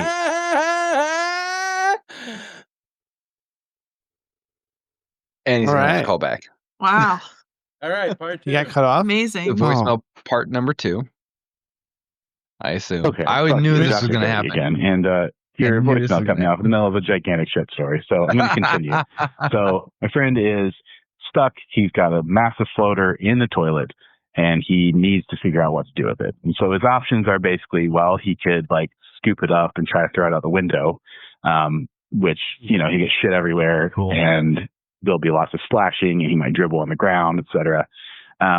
He can't find a plunger anywhere, so he's got to figure out what to do. And so in his panic and in his haste, what he decides to do is he wraps his fist in a wad of toilet paper, sort of like a cast, a horrible, tragic cast, and decides to duck punch the turd into submission, just pulverize it into little pieces. And he does that. Immediately, of course, the cast of toilet paper disintegrates in the water, and he's just raw dog punching a big fucking turd with his fist, right? Just punching it to submission. Does it, gets it done, flushes the toilet 70 times anyway, has shit everywhere, has to clean up his shit, and then goes back out where they are all in like polite conversation. He's been there for like 25 minutes at this point. And he had to flush his toilet a million times anyway. And the great thing about that couple is they dated on and off through high school and into college. And then, you know, after college, they're going to set out together, and they were going to take this big, beautiful, like backpacking thing. My friend's like a real outdoorsy type and that sort of thing. And so the first day they go to Hocking Hills, which is in southeast Ohio, and they get on a mountain bike, and she goes over a hill and falls off her bike and smashes all of her teeth out on her handlebars. And so, you know, it didn't work out for them, but you should have probably known that when you have to literally fist a turd into the toilet. Later. Love y'all. That's what What a 9 story. years of university gets you. He's a doctorate All in I'm creative getting writing. from that, all I'm getting from that is he's skilled with his hands. Yeah. Yeah. Oh, So what Cody, happened? You definitely. punched you punched poop Yes. into the toilet? I wasn't listening. No, he did. No, his friend did. It wasn't me at all. What the fuck? Why am I hearing a story that's not about you? I don't know. It's meta. It's a story. See, this is another like we have to piece together what Yes. happened to figure out what the hell's going on. So I'm assuming, Randy, this is a friend of yours A friend. who you Same one who you you on your face. You requested that they somehow participate in the show. Exactly the communication and what was said we don't know yet, which we might be able to piece together. They obviously don't really listen to podcasts or understand how they work, nor do they understand that there's a timer on voicemails and you will get cut off at some point. You can't leave 15-minute voicemails. So essentially, they didn't have great direction and just told a story. Does that sound about right? Yeah. This Yeah. bought me a podcast is bed planned once. very well. When I was a kid, he bought me a bed because I was sleeping on a couch. I'm sure he sounds like a nice dude. Yeah, he's telling a stories about professor. punching shit in front of his kids. Yeah, he's a professor. Awesome. Yeah. All right. Oh, are we done yet? Can we wrap this up? No, we still got 15 minutes at least. I got lots more stuff. We never did determine who was the greatest wrestler of all time. Nobody. You said Brock. Yeah. Whatever Svensson said, he's correct. Oh. Did you ever? Ray wanted to know if you ever listened to his. I full voicemail. still think I'm correct. Personally. You want to play I'm the gonna go full with Jimmy voicemail? Superfly Snuka. He was so good at wrestling, he got arrested for it.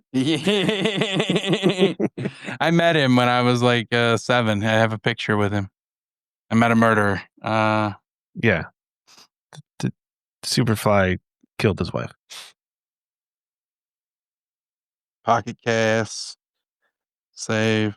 Okay. Ray, how Hold come on. you keep hitting mute on your microphone? He's You're not farting. I don't know, can you hear the planes flying over me? Obviously, No. this man can wrestle. No, I don't want to listen. So that's to this. my no, pick no. Turn it off. for the greatest Turn technical it off. wrestler of all time. Now, Randy. as far as the GOAT Randy, of turn it off. Listen to wrestling it. entertainment, hands Randy, down, turn I it don't off. want to listen without to a it. We just doubt, want to know the who he says. undisputed champ of this Randy. is Slicky Ricky Flair. Yes, Ric Flair Okay. is the greatest wrestler Since of met Ric all Flair time. once. That's it. The Good. man All right. had That's all we needed to know. everything. No, since Stop. I met Ric Flair once. I swear Nobody to God. cares. I don't want to listen to it. Really? Don't want to listen to it. It's only like 2 No. minutes. I swear It's to a God, I minute don't and want to listen 15 to it. seconds. I don't. Nobody That's wants a to lot. listen to it. Okay, it's So episode real quick, 300, and I Ric- feel a lot of do hostility. you guys even think that's a legit? Ric Flair's a legit answer to that? Yes. Yes. I don't know shit about wrestling, but I would say it's not a bad person to nominate. No. Legit No, to me. Ric Flair is one of the best of all time. One of the greatest of all time. Yeah. You can't. If you had to can't name one a person you single- think could rival that, who would it be? Well, I mean, because there's different eras of wrestling and there's different metrics to That's go by. true. Right? So you have Ric Terry Flair. Funk. Ric Flair, Terry Funk were the greatest for one reason. Hulk Hogan was the greatest for another reason. Bret Hart was the greatest for another reason. Steve Austin, The Rock were the greatest for another reason. I like it's all Nakamura. yeah. It's one of those it's a fool's errand to have that conversation and be serious about it unless you're setting a specific metric to judge them by. MJ, LeBron, or Kobe. Yeah. Well, the one who didn't rate. You can never put LeBron in those. That's just ridiculous. Yeah. My counter to that is the one that did rape. You know, Do you know what one that will? every time someone brings up Kobe, doesn't I have matter. to tell my it's a joke. Preface it with this is a joke, but being a Celtics fan, Kobe Bryant, when he died, it was on my birthday, and I said that was the best birthday present I've ever had. Oh wow. God, His daughter died That's too, a morbid Ray. one, His but penis it's a got good degloved. Celtics joke. he was cut in half. His head got blown up, and his penis was declubed. I mean, what a better. Don't way- turn me on this podcast. Yeah, let's not do that. Oh, the recappers can have fun with this one, Ray. I'm actually looking. Yeah, they're gonna be so confused. Did you guys hear how terrible of a job they did? Randy, did you ever fix that from last week? Yeah, I made it way better. Yeah. Okay, I It's didn't listen amazing. to that. You want me to play it? No. I mean, that could fill the rest of the time, or you could let me do my shit. What shit? Induct you into our Hall of Fame, motherfucker. Okay, do it. Fucking do it. Okay. All right. Let me get music on. I didn't think you'd actually This- take me up on this. This So isn't I'm the not Italian prepared Hall at of all. Fame, Barrys. This is the Rich Dickman Hall of Fame. Yes. So we're good. You're the only one in the Italian Hall of Fame. Yes. I'm going to induct you lesser to the of the sound Hall of of our Fame. band. Even though Bubble you Gut like and the chicken Poops. parmesan. Barrys, No. you were super muted right now. I know. I just keep having coughing fits, and I don't want it to be in your recording. Oh, okay. That's okay. Randy does it all the time. In the Rim. porcelain throne of time. Friend, I I just no, want we to got to turn the say, music forgotten down. feared. Turn the Oh. music down. Turn the music off. His guts. Okay. ancient You fine. can't talk over someone talking, Randy. You stupid asshole. I didn't think Need a this all the soft way intro- through. No, no, you didn't. What? Like, just let me try and get my shit in. Okay? Rim, I traveled to Connecticut to come to your parents' 50th wedding anniversary because I wanted to make sure you had a friend there and they knew what a big deal you were. Okay? Because you're a big deal, Rim, to me. all right, and to thousands of people who played World of Warcraft. You changed their lives. And because of that, and because of all the work you've put into the show, and you've kept it going, and you motivated me, and you made Ray come back somehow, and I don't know what you got on him. I don't know if you got, It's gotta be I don't know what huge, you right? guys have done in Connecticut before. I'm not going to ask questions. I assume Cody's that it was cutting with himself. City. And I'm shaking. and I really don't know. I don't know how you talk Cody into joining this circus. Not my monkeys, not my circus, but it is. I got him when he was vulnerable. Yeah, It's that's true. awesome. And I really want to thank Mr. Dickman. He was supposed to replace you. Who, Mr. Dickman or Cody? No, Cody's supposed to replace you. What? And I just never left? I didn't get the hint? What the fuck? Are you serious right You're like now? the guy. You're like the guy in Office Space. This is an amazing ending. Cut you off with a paycheck. Move you in the basement. Yeah, the idea was to Quite get the Cody like betrayal. super involved, and slowly. Joke's phase on you. out. I hate work. Yep, I didn't know that at the time. Yeah. I did not know that. I did not know that was the reason that he left his other endeavor. Sir, you said I was the heart of this podcast. I say lots of things. Rim, are you fucking with me right now? What? You were going to replace me with Cody? Yeah. Cry, cry, cry, cry, cry. You can continue your speech.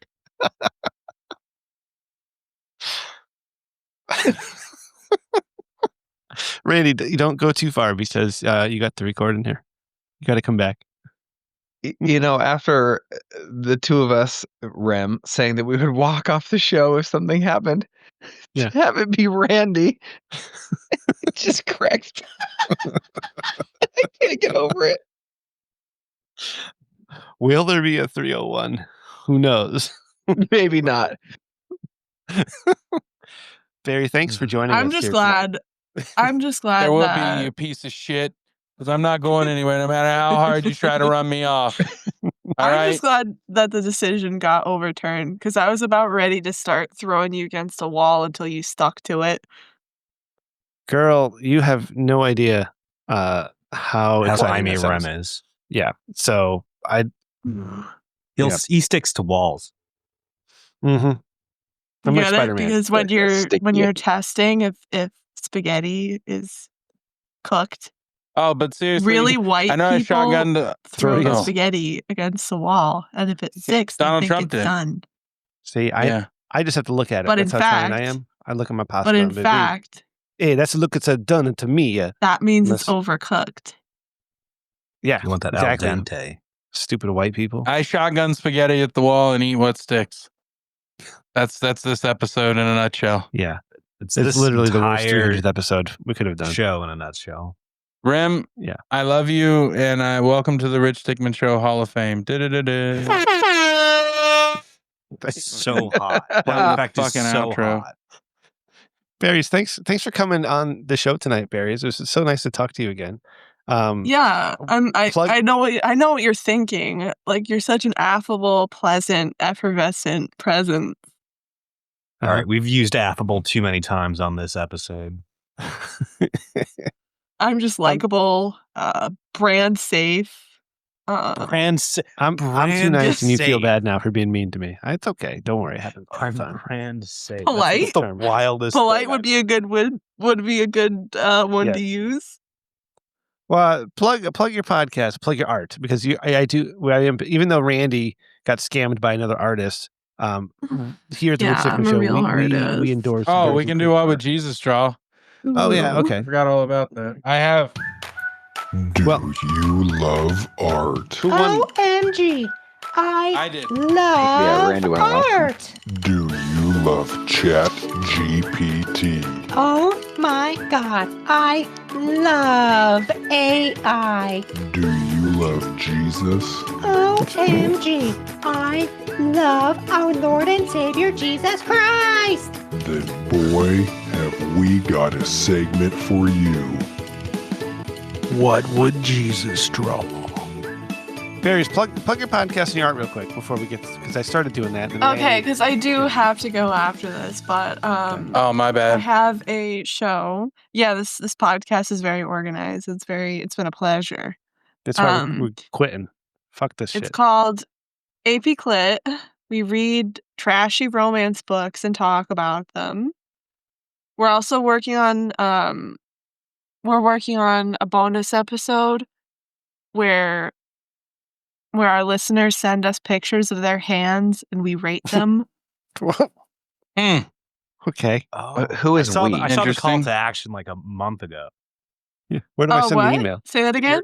You I saw saw your that call post? to action for hands like a month ago. I was wondering. Yeah, because there's a thing where it's like if you have there's a thing called small-handed energy, and that's just like a weak Small. man that isn't worth anything, like Rem.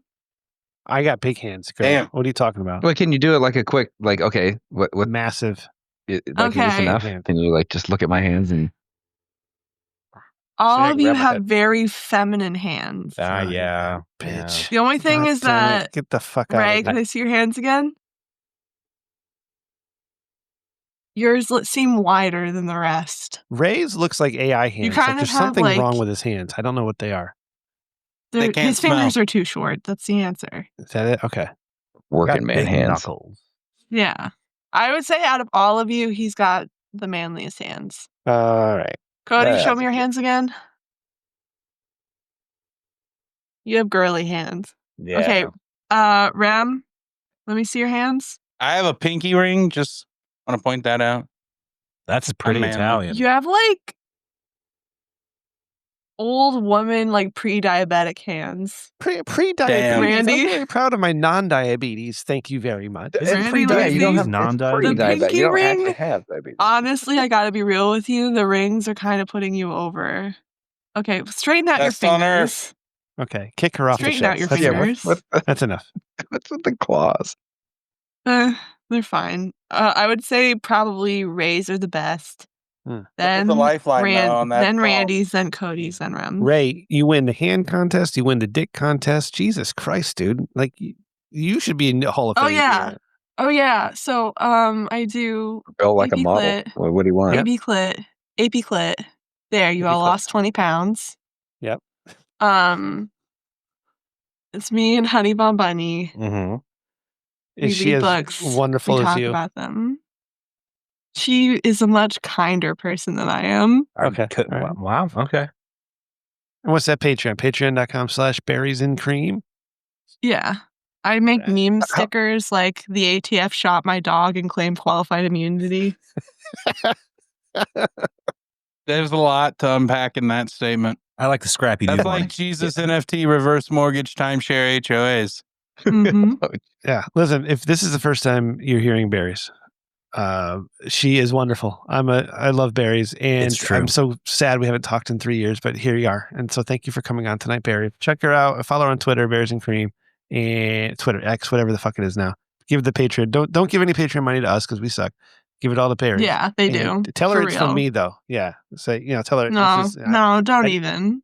I didn't give it to the Rich Don't. Dickman Just show. I'll give it join. to you, Barry. Just give me your money. Money me. Just do it. Money now, Just please. money Money for- me. Money now. That's the secret to her heart. She is Italian. Just got to buy her gifts, and you can have anything you want. So, Mhm. thank you, Barry. So, I hope you feel better. So quickly, Thank Barry's you. like, how long is an episode on average? Like an hour. Okay, cool. Nice. We go through books. We did Twilight recently. There's a Oh. book. There's a book That's that got much. released after Twilight, like the series was done. That was in Edward's perspective. People kept asking us to read it, so we read Oh, that. Team Edward, huh? Basic. Think any popular romance series that your wife/girlfriend is reading instead of having sex with you. We've probably read it and talked about it. So you probably know That's the the- 50 Shades of Grey sequel names off the top of your head. That's the weekly Target ad. We haven't actually gotten to those ones. My mom was into those, so I just don't even want to. I really don't like the idea of reading something that my mom like got off to. So My mom used to read a lot.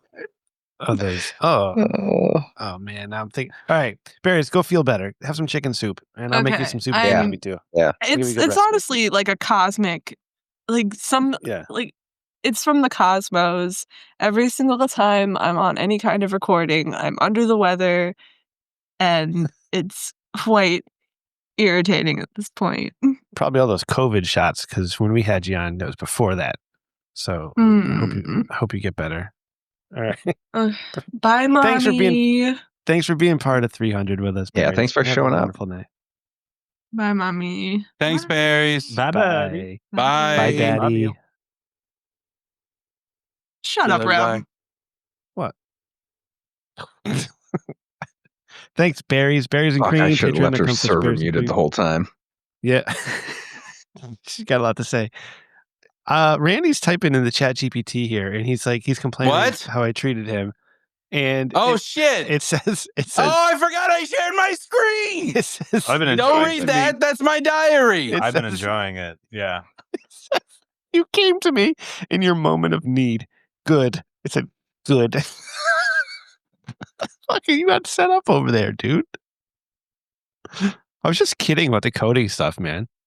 I wanted to impress Berries because she said I wasn't hard enough. We all want to impress Berries. No, not Ray. No. Randy, focus. All right. Yeah. We're all built let's, different. Let's We're doing let's Jesus. bring this baby home. Jesus at the Oh no, as a Jesus cowboy. art. Jesus as a cowboy, right? Jesus is a cowboy. Let's just go to the fucking artists. Cody's. Here's Cody's. Wait, an Hell artist yeah. do Wait, what this? the fuck is this? Wait a second. Wait, Hold on. sorry. Yeah, we got to take a step back. What was the original? Oh, Jesus Christ of Nazareth is a leather-clad cowboy wrestling a bison, where Flavor Country is written in the sky amongst the clouds. Okay, so Okay, but Overall sorry, theme. step further back. The original theme. Sorry, I got We hit didn't in even the explain that. balls a couple of times, and I'm trying to catch my You're breath. doing great. Okay. Yeah. So we're doing Jesus as a cowboy because I heard Old Town Road before the show last time, and when I That's a good won, one. it's the first thing that came to mind, and that's why we're here. all right, So so Jesus now Christ get it- is Okay. a cowboy. enlighten us with this artist bullshit. Is this the artist that did this, or is this our AI stuff that we normally do? This is my submission. This is the this is the AI stuff that we normally do that I sent to them to mock up, and then they did sketches like this of mine, And then stole your money. and then they did more sketches that looked really good of Cody and Ray's, and I haven't heard from them. I assume they ran out. Look at this. The AI. Cody's Did you was gonna send be them good. the AI one first? Yeah. That's fucking The AI one was yeah. better. They're just ripping off AI. Then, the argument today or the conversation is around is AI going to take people's jobs? This motherfucker was like, "Hey, pay me, then send me AI art, and I'll copy it." Are you fucking serious? That's insane. Dude, They're you can't literally get your money back. copying AI art. That's amazing. Well, this was brought to us by the sponsor Dynavap. Dynavap, it tastes good in your mouth. Dynavap. We're flavored. Dynavap.com. Tell them Randall Dickman sent you. Dynavap, where flavor country is. Thanks, Cody. You saved my ass on that. Dynavap.com. TRDS at checkout gets you 10% off and free shipping. It's a legacy code. Also brought to you by Kagi Search Engine, the search engine you pay for because your data and your privacy fucking matters. Don't let Google fucking rape your mind. I'm telling you, get Kagi. It's $25 a month. You get the assistant with access to all the top models. You get unlimited searches. You get access to the Kagi Universal Summarizer, which can summarize this podcast for you in moments. All right, tell them Randall from the Rich Dickman Show sent you. Tell Vlad. Tweet at KGHQ, at Vlad something, and tell them Randall Dickman sent you, and tell them Spirit Fingers, because Randy You matters. tell them. And This is the also kind of brought to content you- people want in a 2+ hour episode. What's the Woo! next AI art? Well, no, the last sponsor is waitlistnow.com. Waitlistnow.com. That's waitlistnow.com. Do you have 40 domains like I do? Do you wanna make a wait list for them? Go to waitlistnow.com. Pay $40 one time. I get 30% of that maybe, and then you get unlimited wait list forever. It's awesome. All right, on with the segment. That was very Good job. I think I worked it in. Very, All right, very so- organic. Yeah. Jesus Christ of Seamless. Nazareth, battle worn, and I didn't want to forget it, guys. And dust covered, stands in the fading light of a desert dusk, dressed in the tattered, dusted bird boots. don't- Basically, Just read what you were given by one of us, by the host. I don't have it. All right, so this is Jesus Christ under the tombstone sign. It says R.I.P. Val Kilmer. I'll be your Huckleberry. Jesus is a cowboy. Looks good. I like it. Who's submission? Very yeah. Who's Ray's? This is Ray's. Okay, I think Ray and I. I can had tell very you what I similar- told him. Okay. Jesus Christ of Nazareth, dressed as a cowboy in front of a horse corral with a sign above it saying "Tombstone." Dude, Jesus is saying, "I'll be your Huckleberry." A small cross headstone in the background is inscribed with R.I.P. Val Kilmer. Yours That's is so. pretty fucking- Your prompt Hey. is so similar to mine. Wow. Is it really? Oh, I they're the wanted to same? do a little. I Hey, was wondering Cowboys, about shout the out to Val Doc Kilmer. Holiday. Yeah, I think I had Doc Holliday at the OK Corral. Yeah, and because Val Kilmer passed away recently, and that's when I think Cowboys, he? Fuck, he did. It's semi recent. I mean, that wasn't like a week ago, but Yeah. Yeah, so this And is Jesus Christ Tombstone's as amazing. Wyatt Earp arresting somebody. I can't remember what the prompt was exactly. Doc Holliday. Oh, okay. So Jesus Christ as Wyatt Earp arresting Doc Holliday in front of the OK Corral. Mhm. And then it did its own thing. Team Shan. Last stop before reconning. I don't know. Reconing. Jesus Reconing. got a sheriff badge. He's got a gun holster. He's got a Bible in his hand. He's arresting Doc Holliday. It's a good one. I don't like how the OK Corral looks. I don't like the signs, but okay. And what's our next one? Corral. All right. But whatever. Then you have mine. What inspired the whole fucking thing? Jesus Christ and the cast of Old Town Road and somebody else robbing a train. And somebody else. Jesus Christ. He's wearing white cowboy robes. He's got a That hat is on. interesting. Yeah. Yeah. How would you ride he a stands robe? out. Yeah. How would you ride a horse with a robe? That's very interesting. I don't know. But there's a black gentleman with a guitar next to him, and then there's a guy floating behind Yeah, him. that's the with a one guitar. guy. That's the one guy. What's It his looks name, like Ray? he's riding a pony, not a Yeah, like a full size horse, something's like a up. pony. Yeah. But he's also it's like they're I like playing how the fat Billy guitar. Ray Cyrus is. It's like they Sorry. are while riding their horse ponies Oh wow, And yeah. robbing a train. and robbing a train. They're band on the run. Ray's losing it. Oh no. Cody, do you remember what Oh, your that's prompt was? awesome. Yeah, my prompt was pretty much just do a Marlboro Red advert. Marlboro Red ad. Okay. Yeah. See, where Randy, the flavor point of country this is. game is how close the art gets to the prompt we give it, which is why it's important to keep the original prompt handy. Where the flavor. I take your note and I appreciate it. Okay. All right. And I will add it for next week. All right. So We'll do better next week, Rim. Ray, what do you I'll think? have a talk with the intern. Who's winning this week? I love Randy's, but it's got a lot of technical errors. I don't know. that we I can give do it to like him. Randy's. Yeah, definitely some technical errors, but in terms of just most Weird- enjoyable Weird to look technical at, error, I just that- realized the smokestack off the train makes it go. Yeah. Makes it. It's going backwards. It's like in the It's in the back. conductor booth. What do you call it? I But don't know. it makes me feel good, though. I don't know. I think I have to vote for it because it makes me feel good. I want to close So- it out. Clean sweep.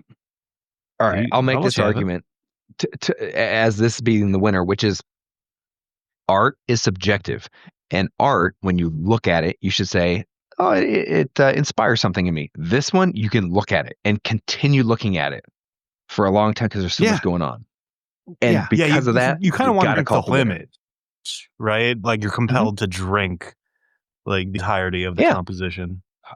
There's nothing really wrong with couldn't it. have said it better. I mean, like that horse is very small, but aside from that, Yeah, but it's pretty good. A lot of I would just watch Boondock Saints, rewatching it. I'm in the midst of it. A lot of symbology happening right now.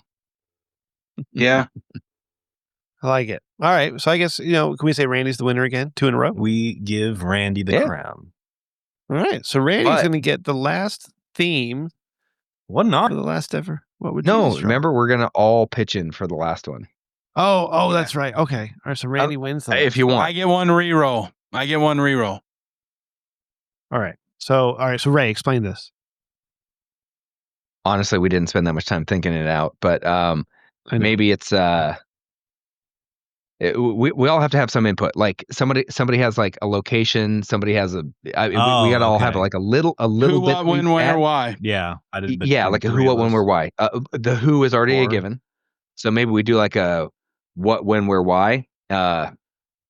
Sort of. I don't know if we can really do that though. But the whole point was all of us have a little piece of that, and to create the thing, and that way it's like a mega Jesus AI art. Okay. All right. Cool. If we think we can give it a shot, and if we can't, then Randy's just gonna have to fucking pick it. We see you talking to her again. What? What the fuck? What in my diary? We're not. We're literally not. You're flashing You're the diary sharing it. to the stream.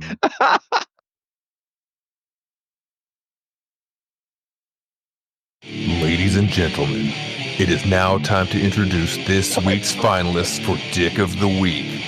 And here's our first nominee. No, we're not doing Dick of the Week this week. We're already. I would like to nominate Rim and Ray and Cody. It's me. For shitting all over everything that I've done.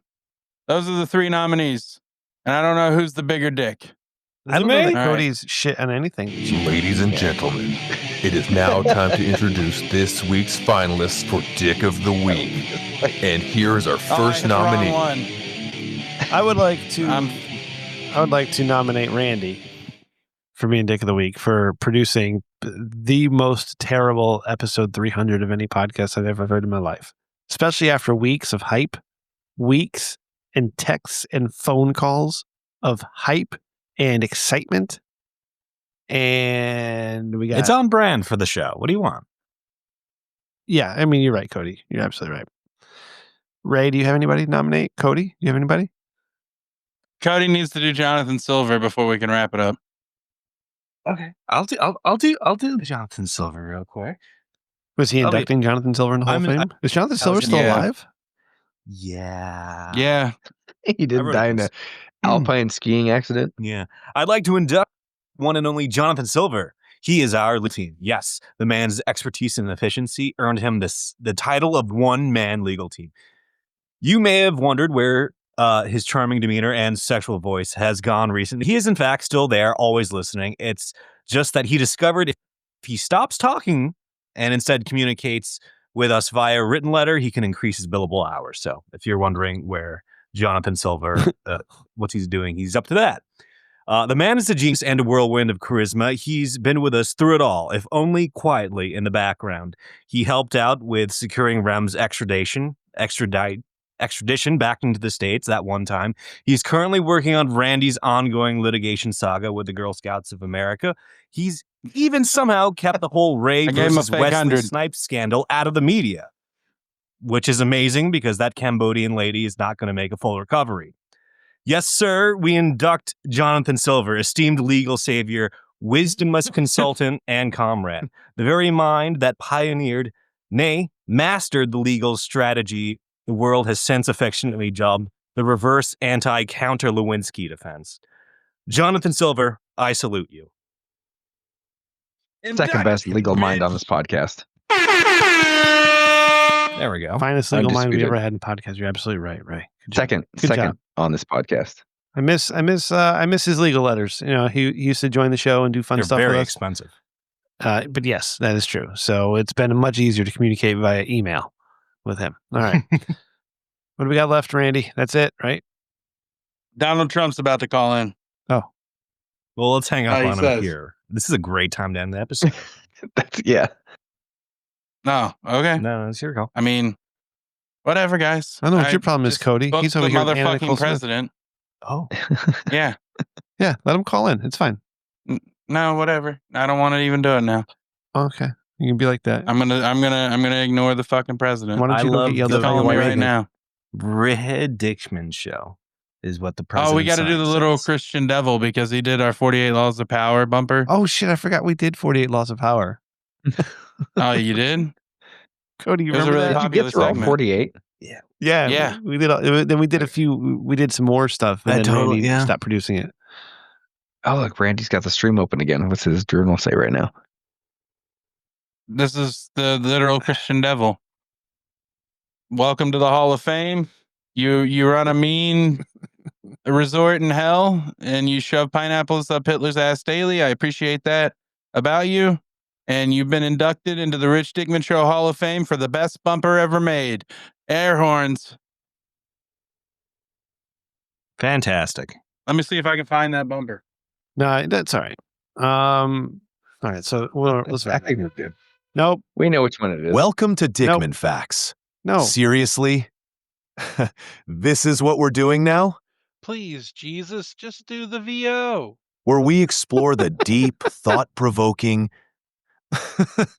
Okay, I can't even say that with a straight face. Insights of Rich Dickman. Sit back and prepare yourself for facts so trivial, they'll make you wonder how we all got here. Well, I mean, I know how, but still. Really? This is what people are into these days? All right. Dickman Facts. Enlightening humanity in ways I definitely didn't sign off on. All right. Let's just get on with it. All right, Dickman fact. Okay, Rim, you go first. What? We're going to all do a Dickman fact. I would like to thank everybody who's listened to any of these episodes, the last 300 of them. Thank you so much. Time, as I've said in the past, is a finite resource. It's our most precious resource. So thank you. When you give us your time, it's really appreciated. Thank you so much for that. I would like to thank, real quick, Mark Conan. I'd like to thank Mark Conan for being an asshole and fucking all that up for Jules, because that was the best. Way to go, Mark Conan. Nice. I don't know if you actually got to have sex with that weird lady. I hope you did. And I hope it wasn't good. And I hope she went back to her husband and be like, oh my God, that was terrible sex. I'm sorry I did that. That's a fucked up situation, Mark Conan, by the way. What the fuck are you thinking, man? Like, you should know better than that, unless it's real shitty at home and your Best Buy job sucks. So, like, whatever. Also, would like to throw a shout out to Medros, who was not inducted into our Hall of Fame for some reason. Oh, Randy. yeah. I don't know Sorry, why. Medros inducted. Medro, Last guy inducted. Medros' All Things Azeroth podcast is what inspired me to get into podcasting in the first place, because listening to that piece of shit show, I realized, oh my God, any retard can do this shit. I can be great at this. And I was. So, You are. It's not anymore. Not anymore. I made a lot of friends along the way. We lost all of them. We don't have any friends left. Maybe Nope. Jim from Drink a Beer, Play a Game. Oh, yeah, our he's good. podcast. Check them out. And Barry's came back, so check out Barry's stuff. But we really don't have any friends. I don't know what the hell happened to Svensson. That was the worst fucking voicemail, dude, I've ever heard in my life. Svensson, you got to narrow that shit down. Like, boom, knock that shit 30 seconds. Boom, boom, boom, boom, boom. Got done. Okay, don't drag that shit out. Uninducted now. Nobody's interested. Nobody cares about Andre the Giant from 1984. All right. And obviously you've never watched Andre the Giant in 1984, because in 1984, Andre the Giant wasn't presented as some slow slug. Okay. That wasn't until like 1989, 90. All right. So get the fuck out of here with your bullshit. You know what you're talking about. Let's go. All right. So let's go in order. Cody. Cody. My shining star. You came to Connecticut a couple years ago and it was wonderful. Thank you so much for coming out. Thank you for You're being part welcome. of the show, man. And sticking is with us. You didn't great. have to. You were an in-demand commodity after Roast Mortem Cast let you go. Thanks. And you stuck with us. And you've done some awesome video projects for us. And you can find those on our YouTube channel. And I really appreciate all the time that you've given. And I hope you're having a good time there in Alabama. And I am. I hope you're making good choices and doing good stuff, man. And you're doing gambling ads, which is awesome. And I'm proud of you. As soon as you're like, I hope you make good choices, I'm like, I work for a gambling company. Yeah. Well, I'm happy. I'm happy you're doing that, because that's awesome. And I can't wait until you produce Sharknado 7. Ray. Okay. Man, Ray, when you left the show because you're a stupid HR bitch who had to be a goddamn, there's 4D chess again. 4D chess. You stepped in when Huel left me. And you just fit like a glove. It was like a warm, comfy latex glove that I put on my hand, like OJ when he killed Nicole. And it felt nice. And we had a wonderful thing for almost He wore 100 leather. episodes, Ray. Almost leather glove. Well, you know what I'm talking about. It's the same thing. Murder gloves are murder gloves. You almost That's did true. 100 episodes with us, Ray. I think we're at that point now. It took you a while. Okay. But when you left, it destroyed me. It broke my heart. I poured my soul out to Randy one night when I was like intoxicated or inebriated or under the influence of something. And I said, man, when Ray had to leave, it was a gut punch. It just destroyed me. Because Ray, you and I had a special relationship, and a lot of that's been lost because we weren't doing a show, and you have a family. And since you've left, you've had like 2 new kids or a third one. I'm not really sure. You've got a house We're full of never breast sure. milk. It's You've got a wonderful lawn. You're making tons of money, and you're going on trips everywhere, and you're spending, you're doing like fucking Housewives or Orlando and some shit, and your Airbnbs and all that crazy Yeah. stuff. And I'm so happy for you, and I'm so proud of you too, because you came to me in 2015 and gave me a whole bunch of terribly produced bits that slowly got better and better and better. And it was awesome. And you believed in my bullshit then, and you do now. And I appreciate it, man. And so it was so awesome when you're able to come back and be a part of the last, 12 episodes or whatever it's going to be next week. So thank you. Thank you for that. I'm proud of you. I'm proud of everything you've done. And thank you for being a friend. And then there's this son of a bitch over here on his goddamn phone. Fucking Randy. It's Randy. Oh, look at my kitty there. Randy, I made a little K here. I love you, buddy. All right. I'm mean to you, but it's only on the show. And it's only in kayfabe. All right. I'm breaking kayfabe. I'm sorry. I was never going to replace you with Cody. I was just joking because I knew it would be funny. And I couldn't have Randy. I couldn't have laced you. Yeah. Nobody could replace you. I appreciate the attempted effort you put into this show. I really do. And I saw how excited you were. Okay. And I appreciate our 45-minute phone call on my trip to Boston when I was going up there, and we talked for a little while, and that was fun. And I love your enthusiasm when you want to come out here and visit Connecticut. I'm only spending, if you do come out, it's only for the time of the podcast. I don't have any time other to give to you. So if you really want to make the drive, God bless you. But you don't have to, is what I'm saying. I'll be there, Rim. You know that. All right. But I'm going to start a GoFundMe. I'm going to launch it as soon as you're done. You become a really good friend of mine, Randy. And, I only want the best for you. And I don't need to tell you in public all this because you and I, we talk all the time, but I appreciate everything you do. You're very important to me and the show. And the show would have ended a long time ago if it wasn't for you. So thank you. Thank you for keeping me going. Thanks, Randy. You're the man. Aww. Just don't fuck up. Again, You said okay? This is such a wasted opportunity on your part. This could have been so awesome. You didn't follow up with any of the guests that you booked. Sarah was supposed to be here. She's not because you didn't follow up. I did. I thought we were going to be on the radio, Lex and Terry. I guess that never happened. That happens tomorrow, you maybe. Failed to entice any of the wrestlers to call in except Jock, but he's retired, so he doesn't even count. All right. The best you could come up with, and it wasn't even on purpose, was bringing berries onto the show. Berries and cream is lovely, but berries and cream are lovely. Berries and cream are lovely. Right now, I'm just fucking with you. I love you, man. Thank you. Thank you for keeping me going. All right, now we can bring this bullshit home. Nice. Well, I have something if you don't mind. Oh my God, hurry up. I have a lot of porn to watch. Team, fam, I need you to help me finish what we started. Rich Dickman, episode 301, recorded live in Connecticut. Hey, friends, family, fans, strangers, Are you internet reading off of weirdos, ChatGPT? all of you. For the last 6 years, how long's it been, Rim? 6 years? Since 2018. Since 2018? Since Fuck, really? 2018, yeah. That makes a lot more sense, actually. It's Okay. different The Rich lifetimes, Dickman man. Show has been a passion project. We've made people laugh, think, argue, cry, and maybe even rage quit their favorite podcast app. Now we're about to hit episode 301, the final major chapter. But here's the deal. To pull this off the right way, I need a little help. I'm making the trip to Connecticut. Yeah, me. To meet No, my don't- co-hosts, Don't do this. Rim and Ray. Don't do this. You and stupid ass. Cody's gonna call in. Okay, I need your help. I don't ask for help easily. So it's shit. Co-hosts in person one last time and film this thing properly. I'm going to make a documentary called Unbroken, the real Randall Dickman, and it's going to steal and captivate the hearts and minds of the entire United States. Netflix original, right? Yes. But I need your help. Netflix hasn't come through yet. I'm making the trip to Connecticut. Amazon might come and through. Might be on Prime. This isn't just another Zoom call. This is up. This is us closing the book face to face with full production. one final Hall of Fame induction and some surprises I can't spoil here. The cost. I need a rental car. I need gas. Ray, I think you're covering lodging. I need to get a couple GoPros so that we can record B-roll. We have and a drone. The walk-off music. Can you play that, please? Hurry the fuck up. Maybe that on the voicemails. You know how like say the Oscars and the music that makes the people acceptance speeches like stop, where it's like your time's Your up. time, yeah, they need 0. that for the voicemails too, and this. But Yeah. but keep going, That's it. Randy. Hurry. Okay.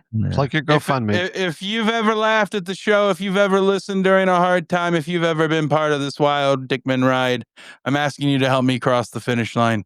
Even $10 or $20, we're passing in the hat around. Tell your clergy, your friends, anyone you can think of. And if you can't give, share it, boost it. Tell someone who might want to help. An independent creator wrapping up something truly special. God, fucking hurry up. Whatwouljesusdraw.com.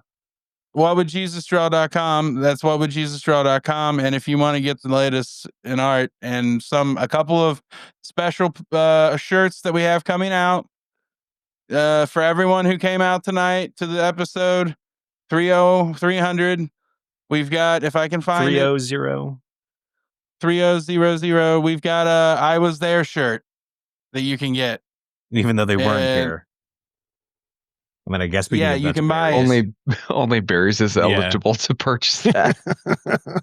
Yeah, there it is in the chat. It's pretty awesome.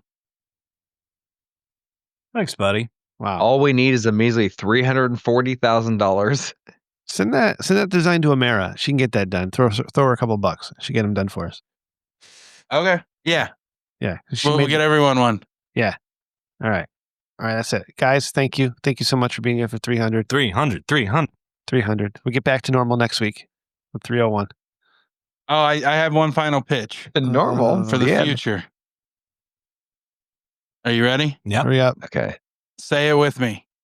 R6C3HM. Those letters are our future, boys. R63GM. R6C3HM. They stand for the R's first. Well, Rem, Ray, Randy, of course, rants, rabbit holes, and riffs. And then we got the Cody, right? And curiosity. So that's where the two C's come from. He's And then wrapping we have himself up in a Huel. blanket. We have Huel, who has the humility of us all. And then we have media, which is what we're creating. Who is I give you the birth of R6C2HM.com. We'll workshop that. Was it one of the liquor fields that like somebody felt like Huel fell asleep on it? Yes. Or I mean, I know some Yep. streamers, some of the WoW streamers and stuff fell asleep on. Yep. it, Huel fell but, asleep on us. Yeah. Yeah, he fell asleep on the floor Cody or looks something. like he's about to sleep. We couldn't pod. see him. He was snoring. All right, that's it. That's enough. Episode Thank you for 1. listening. 300, everybody. It's Fruit Chicken Show. WhatWouldJesusDraw.com. Get there. Good night, Cody. Good night, Ray. Good night, Randy. And good night to you. Holy fuck's 300, huh? Yeah, man. See you ya. ever been on a podcast that did 300 episodes before? Nope. Nope. Now you have. Now you have. Dude, that was historic. It was legendary. It was everything I thought it would be. It was even better than I could have planned. Yeah. Like I think that was by far our best episode piece of content ever damn made. it. Yep. It's not even close. There's Doesn't- nothing that can compare. Power Most gap. fucking painful I experience delivered in my on life. every promise. It's in the I one. delivered on every promise. No, you didn't. I delivered on them all, Rim. What didn't I deliver on? Where's Name Sarah? one. Where's Sarah? I didn't promise her. I said she would be here. Fuck you, Randy. What a great note to All right, that's end it. on. Cut this bullshit. You're gonna run out of Alphonic time, so you don't cut it now. No, I pay for it now. Oh god damn it. Okay. That's enough. What do you want to do next week? You want me to get rid of Craig? Hold on. Don't leave real quick. Somebody needs to tell me when Ray's coming and where he's staying. So I can Sunday. start to Okay, let's dive in. Welcome back to the deep dive. Today, we're tackling something a little unusual for us. We're not zeroing in on, say, a historical event or a scientific breakthrough. No, instead, we're actually looking at the source material itself. We've got this fascinating set of notes, basically derived from raw, unfiltered audio. Captures the behind-the-scenes stuff leading up to a pretty big milestone, episode 300 of this other show, The Rich Dickman Show. Exactly. And our goal here isn't really to report on what happened in that 300th episode. Our mission is to analyze this raw material, these notes from the audio, almost like we're putting together a briefing for a writer's room. Yeah, like for a political thriller or maybe one of those behind-the-scenes drama series. We're digging for the human stuff underneath, the rivalries, the secrets that pop up, betrayals, power plays, all that unspoken tension, the real story fuel. Right. Imagine you're sitting there, script isn't written yet, and you're just listening to this raw feed of reality. You're looking for those core conflicts, the moments that make you go, whoa, the emotional spikes. What makes these people tick? What are they really after or afraid of? It's about taking this, well, frankly, kind of messy, unscripted reality and pulling out those human insights. And for you listening, this gives a pretty unique peek behind the curtain, doesn't it? It really does. It's a look at the, sometimes, let's be honest, chaotic process of actually making something, putting it out there. It shows what kind of things spill out when the filters are off. The relatable human drama, petty fights, insecurities, maybe even moments of surprising honesty that's often just humming beneath the surface of anything public. So what did we find in this treasure trove of raw audio notes? Well, quite a bit, actually. We stumbled onto some really intense rivalries, particularly one that gets surprisingly very heated over Italian heritage. Oh, yeah, that one's something else. And there are some genuinely bizarre secrets that just sort of surface almost out of nowhere. Things you couldn't make up. Definitely. And clear power struggles, too, often revolving around the basic question of, how is this show even supposed to run? Who's actually in charge here? And amidst all that chaos, all the arguments and dysfunction, there are these moments that are, well, unexpectedly vulnerable. Quite emotional, actually. It's a dive not just into what they were talking about on their show, but into how they were interacting with each other, what was really going on underneath all the noise. So let's get into it. Okay, first, let's set the scene a bit more. Episode 300. Now, in the world of, podcasts or any kind of series, hitting 300 is a big deal. It suggests you've been around, you've got something going. Right. Longevity maybe implies a certain level of success, maybe even, a smooth operation. You'd think celebration, careful planning, looking back. You would think, but the picture painted by these raw audio notes, it's dramatically different, especially in the lead up. Oh, completely. The first thing that just jumps out is this overwhelming sense of, chaos. Disorganization, stress, people scrambling at the last minute. It feels palpable. One of the participants, Rem, actually compares the situation to a Christopher Nolan movie, somewhat like Memento, which tells you right away people are lost, confused about what's happening. Yeah, like they can't keep track of the plot of their own show prep. Exactly. And someone else calls it a crime drama. Again, implying chaos, maybe some questionable decisions being made under pressure. It's really striking, given its 300th episode celebration. The gap between the idea of this milestone and the reality described in these notes is huge. It is. Rem apparently goes so far as to call the show in that moment a farce and even a disgrace. Wow. Yeah, specifically because of this lack of planning he perceives. The notes really hammer this point. Despite weeks of lead-up time, despite one host, Randy, apparently being super active, tweeting nonstop. Right, the notes mention the constant tweeting. Nothing felt genuinely ready, no structure, no plan, just sort of frantic energy without direction. And that lack of preparation, whether it's totally real or just perceived by the others, immediately sets up this core conflict, right? A power struggle from the get-go. Absolutely. The other hosts, Rem and Ray, sound clearly frustrated. They feel like they're being pulled into something that's just not baked yet, definitely not ready for a big 300th show. And Rem's detailed account of Randy's behavior, you mentioned the tweeting, but also not sleeping, needing these emotional support calls that Rem felt were eating up precious time.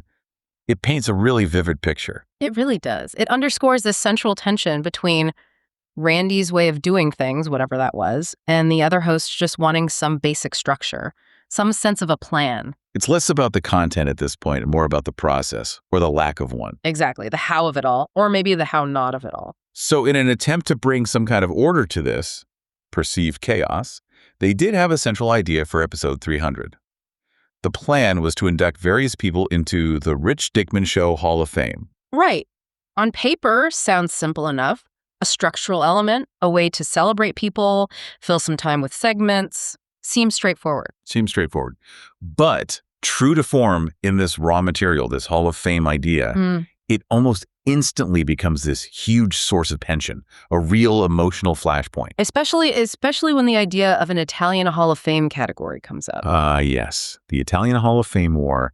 This really explodes in the notes. It becomes one of the most prominent rivalries we see. It's kind of amazing. The notes capture Randy having this incredibly intense, almost like theatrical reaction. Yeah. Pure fury and disbelief that anyone else might get into an Italian Hall of Fame on his show before him. The quotes are just Yeah. perfect for that Writers' Room brief we talked about. He says, "I swear to Fing God if I am not in that Fing Italian Hall of Fame before this mother fair." And it escalates so quickly, not just loud anger, but the threats get weirdly specific. He mentions a gypsy curse. A gypsy curse. Okay. Yeah. And then this other threat that the person's Nona is going to be eating her Fing spaghetti with chopsticks on Christmas.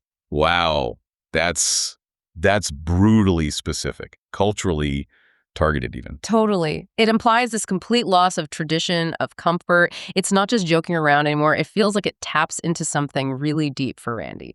His Italian pride is clearly huge, but maybe also tied to this unexpected, intense insecurity about his own authenticity, even within this made-up award on his own show. It's like this performance of identity that suddenly feels really threatened. Exactly. And just when you think it can't get more personal, Barry arrives. And the notes say she just dives right in, making it worse. She escalates it. How? She goes straight at Randy's Italianness, asks him really provocatively, "What's your Italianness again?" Starts mocking stereotypes, gold chains, pinky rings, surface stuff. Okay, kind of standard jabs. But then she twists the knife, delivers these insults that question his actual cultural connection. "You're so white that you think gravy is brown." Mentions powdered Parmesan cheese, chicken parm, basically calling him inauthentic, fake Italian. Ouch. Those are designed to hit where it hurts. Definitely. And for a writer analyzing this, Randy's reactions in the notes are pure gold for character development. He tries the humor first, right? You might be right about that. Yeah. Trying to deflect. Okay, trying to play it cool. But then it shifts. Visible frustration. The notes even mention him storming off to get a shredder and breaking his green screen. Seriously. A shredder? What was he going to shred? Who knows? Maybe her arguments, his own Italian card. It's just raw frustration boiling over, and he gets super defensive. "You want to come after me, Barry? I don't do anything wrong anymore." So this rivalry isn't just a bit for the show. It feels deeply personal, tied to his identity, his defensiveness, probably that need for validation we see elsewhere. It's a major emotional flashpoint, absolutely. Masquerading as comedy, maybe, but the emotions feel real. And Barry, does she back off? Not according to these notes. She seems to embrace the role. She even describes herself as a horrible, mean BH who leaves a beautiful path of destruction. She says that about herself. Apparently so. And it's not just talk. She immediately acts on it by pouring fuel on this Italian rivalry fire. It shows this conflicting interest, right? She's a guest, theoretically there to contribute positively. Yeah, support the show. But her persona, her stated goal, seems to be about disruption, causing chaos. She basically becomes an antagonist to the show's already shaky structure. So you've got this external conflict flaring up, but the notes also point to serious issues within the core host group, right? Oh, definitely. The internal dynamics are just as fraught. There's this constant, palpable tension described between the main hosts, Rem and Ray and Randy, and it mostly comes back to that original point, the show's disorganization. It sounds relentless. The notes are apparently full of these complaints about Randy not being ready. Nonstop. Rem and Ray sound openly fed up. They're captured asking things like, "What the F are we doing tonight?" It's not just mild irritation. It sounds like it goes beyond irritation. It does. It escalates to the point where they're actually threatening to just walk off the show. Yeah. Mid-episode 300, Rem is quoted saying really forcefully, "I want the show to end now." Wow. And he mentions that Ray and I both joked up about walking off the show tonight. Joked maybe, but saying it out loud. For a writer, that's clear foreshadowing of potential disaster. The whole thing could collapse right there. Is Ray's frustration specifically detailed? Yeah, Ray seems particularly annoyed by a few things that keep coming up. Randy's massive Twitter activity, Randy Fing blew up Twitter, is seen as Like wasted energy. It's not helping get the show ready. Activity versus productivity. Exactly. The general lack of prep, the feeling that their time is being wasted. These are core complaints for Ray. And his reaction when Randy gets defensive, mocking him with, "Look what a piece of us he is," that shows some serious internal friction. Lack of respect, maybe. And Rim's perspective reinforces this. Totally. His detailed breakdown of Randy's pre-show behavior, the no sleep, the tweeting, needing those emotional support calls that took up Rem's precious time, it all paints this picture of shared exasperation. Rem sums it up perfectly. I don't know what we're doing now. I don't know what we're doing in 5 minutes. It's not just about episode 300. It feels like a fundamental, ongoing problem with how the show operates and who bears the brunt of the chaos. Okay, so you have these internal tensions, the external guest disruption. Mm-hmm. How does this affect the actual content they try to produce? Well, it leads to these conflicting approaches to content. They attempt planned segments. The notes mention Dickman dilemmas, hypothetical scenarios, right? And what would Jesus draw involving an artist? Structured ideas. Yeah, intended structure. But these plans constantly seem to crumble under the weight of everything else. The hosts arguing, the guest interactions going off the rails, these random, often really personal tangents just taking over, like discussions about a turd story, parent sex dilemmas, personal trauma. The structure just can't hold against the chaos. Not at all. The Dickman Dilemma segment is a perfect case study. It's meant for structured hypothetical debate, but it just completely derails, especially when Barry throws in what the notes call her atom bomb question. The parent sex dilemma. That's the one. A super personal, highly controversial hypothetical about watching or participating in parental sex acts. Okay. Yeah, that would definitely shift the mood. Instantly. And the reactions recorded in the notes. They perfectly expose this massive conflict over what's considered appropriate or funny or even acceptable content for their show. How so? Barry defends it, basically saying, that's kind of what I do. Yeah. She frames the disruption as part of her contribution, her brand. Right, the path of destruction. Meanwhile, the others react with what sounds like genuine shock. They call it the worst Dickman dilemma we've ever had. It's not just disagreement, it's a fundamental clash of sensibilities, boundaries, maybe even the underlying purpose of the show itself. What are they trying to achieve? Entertainment, shock value, therapy, it's all thrown into question. A major conflicting interest revealed right there. A writer would love that a character deliberately pushing the established boundaries. Exactly. Creates instant conflict. But beyond these immediate conflicts and rivalries, the raw material also seems to dredge up some surprising secrets and moments that feel like betrayals. Things that add mystery or historical context. Like what? What secrets came out? Well, one really strange one relates to that What Would Jesus Draw segment. Apparently, Randy hired an actual artist, paid money for original sketches. Okay, trying to elevate the segment, maybe? Perhaps he got the sketches, but then the artist just ghosted him, completely disappeared. Which is, you know, a straightforward betrayal of a business arrangement, bad form. Yeah, unprofessional at least. But here's the twist that makes it really weird and interesting for our briefing notes. The sketches the artist sent, the ones Randy paid for.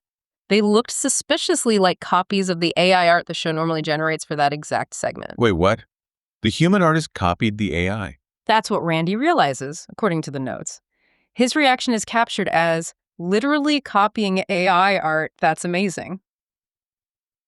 It's not just a simple scam, it's this bizarre meta-betrayal about art and originality in the modern age. The human betrays trust by seemingly imitating the machine they were hired to replace or enhance. That's layers of weird. A writer could definitely run with that. Oh, yeah. Then there's this other reveal, a major secret about the show's own history that apparently just drops casually during Rem's Hall of Fame induction. Okay. What was it? Randy reveals that Cody, another member of the show, was originally brought in specifically to replace Rem. He says he was supposed to replace you, but Rem just never left. Whoa. So Rem was supposed to be out. And he didn't even know. Seems like it. The notes capture Rem's shock. Are you serious right now? It wasn't common knowledge, apparently. This is pure narrative gold, right? A secret origin, a planned betrayal that fizzled out. It totally reframes the dynamic between Randy, Rem, and Cody. Absolutely. That changes how you look at their entire history together. And Cody's perspective adds another layer. The notes mention him saying, Randy got him when he was vulnerable, and then this sarcastic crack, joke's on you. I hate work. It hints at this complex, potentially tense history simmering beneath their current interactions, a critical past decision with lasting ripples. Okay, that's a big one. Any other secrets surface? Yes, a really personal one, actually, and it ties into that foreshadowing of disaster we mentioned. Later on, Rem makes this incredibly candid admission. He says, and this is a direct quote from the notes, "I am already in the process of sabotaging the friendships that I have because as soon as things end, I subconsciously start sabotaging them." Wow, that's incredibly self-aware and kind of bleak. Right. And then he explicitly says he applies this pattern to his current relationships with the other hosts. So he's saying he's currently sabotaging the show's friendships. That's the implication. It's this deep, personal secret revealed, and it adds this heavy undercurrent. It suggests the show might implode not just from external chaos or arguments, but from within. From one of the core members unconsciously working against its foundation, its vulnerability, but also a potential time bomb. Okay, that's intense. Yeah. What else? You mentioned bizarre secrets earlier. Ah, yes. Then there's the voicemail. A truly, truly bizarre voicemail comes up, asking Randy directly if he took a hot load to the face while driving. I'm sorry, a what now? Yeah, that's the phrase used in the notes. It feels less like a planned segment and more like some potentially deeply embarrassing secret being dragged into the light very publicly within the group. How does Randy react? Immediate, almost frantic denial. He insists it was just a cheesy bean and rice burrito from Taco Bell that exploded or something. But the notes capture this back and forth questioning like, wait, was some guy jerking off on your face? Oh my God. Yeah. It's awkward. Massively. And whether it was a burrito or something else, the truth remains debated within the source material itself. But the anecdote functions as this potentially mortifying secret that's now out there among the group. It just adds to the raw, unfiltered, sometimes deeply uncomfortable vibe of this audio. It really strips away any pretense of polish. Totally. And one more, smaller, but still intriguing secret is hinted at around Jonathan Silver, who seems to be their lawyer or advisor. Yeah, okay. During his induction, the notes mention that he is always listening, even though he apparently communicates mainly through formal letters for billing purposes. So he's keeping tabs more than they realize. That's the implication. A hidden layer of involvement. He's aware, observing, maybe wielding influence behind the scenes, even if his direct interaction is limited and official. It hints at a subtle, secret power dynamic, someone watching from the wings. So all these secrets, the personal admissions, the bizarre stories, the hidden history, they really add depth, don't they? They show what's going on beneath the surface talk. Exactly. They make the emerging character portraits much richer and more complex. It feels like peeling back layers that would normally stay hidden. Which leads us nicely into the power struggles and the unspoken tensions that seem to be simmering throughout this whole thing. Yeah, they're everywhere. It's clear that Randy, maybe because of all the chaos surrounding episode 300, is constantly fighting for some kind of legitimacy or validation within the group. How does that show up? Well, that intense desire to be in the Italian Hall of Fame, that's a cry for recognition of his identity, his contribution. He also actively defends his work, right? Saying things like, I got nice people to say nice things about us. They put over Rich Dickman. Trying to prove his value. Pointing to external validation? Exactly. And he feels attacked when insulted, like with Barry. You want to come after me? I don't do anything wrong anymore. His emotional induction speeches for people he looks up to, like Lex and Terry or Justin Robert Young, also feel like part of this. He's positioning himself, seeking connection, seeking respect. It's a struggle to assert his worth while simultaneously being criticized for his methods. And what about Barry's role in the power dynamics? You said she was disruptive. Hugely disruptive. Her presence shows the raw power of simply refusing to play along. She doesn't follow the flimsy plans. Instead, she completely hijacks segments, shifts the focus, just by being provocative. Through insults and controversial topics. Precisely like that parent-sex dilemma. The notes even show the hosts acknowledging her power. They say she killed the segment, and they realize they couldn't let her hijack our finale like this anymore. So they recognized her influence. Yeah. It's a fascinating example of how power in a group doesn't always come from formal authority or careful planning. Sometimes it comes from injecting chaos, unpredictability, refusing to follow the rules, written or unwritten. She gains power by being the agent of chaos. This raw material also seems surprisingly open about unspoken tensions and past traumas. You mentioned trauma dumping. Yes, that phrase appears in the notes. And these moments, while maybe awkward, are crucial for understanding the character's present dynamics. They provide backstory. The notes mention Randy talking about a difficult childhood, mom passed away, dad absent, stepmom issues, raised by grandparents.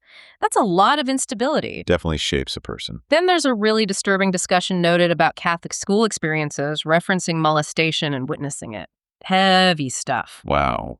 That's dark. And on a different note, but still impactful, Randy mentions his great-grandma calling him JJ the beached whale because of his weight. Seems like a throwaway line maybe, but it carries this heavy emotional weight about body image, family judgment. These little details add up. They do.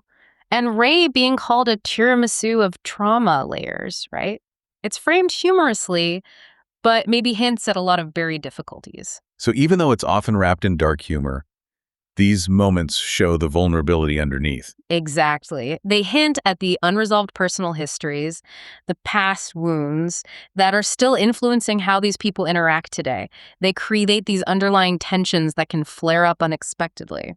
For a writer, this is pure character backstory fueling present conflicts. Any other examples of these underlying tensions bubbling up? There's a brief mention by Randy of a conflict with his own father. Apparently, the father won't say hi to Randy's kids because of a beef. A family feud affecting the grandkids. Right. And Randy explicitly calls it a stubborn, petty power struggle and ties it to his Italian heritage. That's where the Italian kicks in.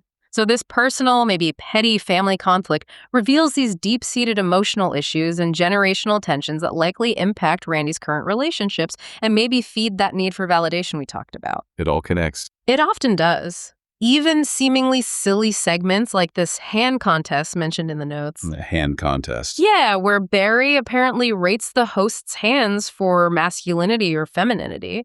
It sounds absurd, but it becomes this unexpected stage for power dynamics. How so? The notes capture judgments flying around. Good. You have girly hands, old woman, like pre-diabetic hands. It brings insecurities right to the surface. It's this weird micro-level power play based on physical appearance, revealing the judgmental vibe and insecurities within the group. Ray apparently wins the manliest hands, which is this odd little moment of triumph for him in that context. So even the seemingly trivial stuff reveals the underlying dynamics. Absolutely. And if we keep that writer's room lens, looking for narrative structure, we can also spot clear foreshadowing of potential disasters and identify critical decisions from the past that shaped where they are now. What stands out as foreshadowing disaster? The biggest one is just the overall sense of uncertainty about the show's future. It permeates the notes, the constant questioning, will there even be an episode 301 that's mentioned explicitly? They're openly questioning if the show will continue after the milestone. Yeah. Combine that with Rem's admission about subconsciously sabotaging friendships and the general vibe of chaos and frustration. It creates this powerful feeling that the whole enterprise is precarious. Its continuation feels genuinely uncertain, almost warned against by the participants themselves. Like they see the writing on the wall. Maybe. Then there's a hypothetical scenario they discuss called the network deal dilemma in the notes. Okay. It's about whether they'd sell out the show for big money versus keeping creative control. It's hypothetical, not real yet, but it represents this potential critical decision point. If faced, it would force them to choose the show's future identity. Financial gain versus artistic integrity. It highlights these potential conflicting interests about what success even means for them. It's a future fork in the road hanging in the air. And what about critical decisions from the past that emerge? We see those too, tracing the show's origins. Spenson's induction is noted because he apparently encouraged Randy to podcast again.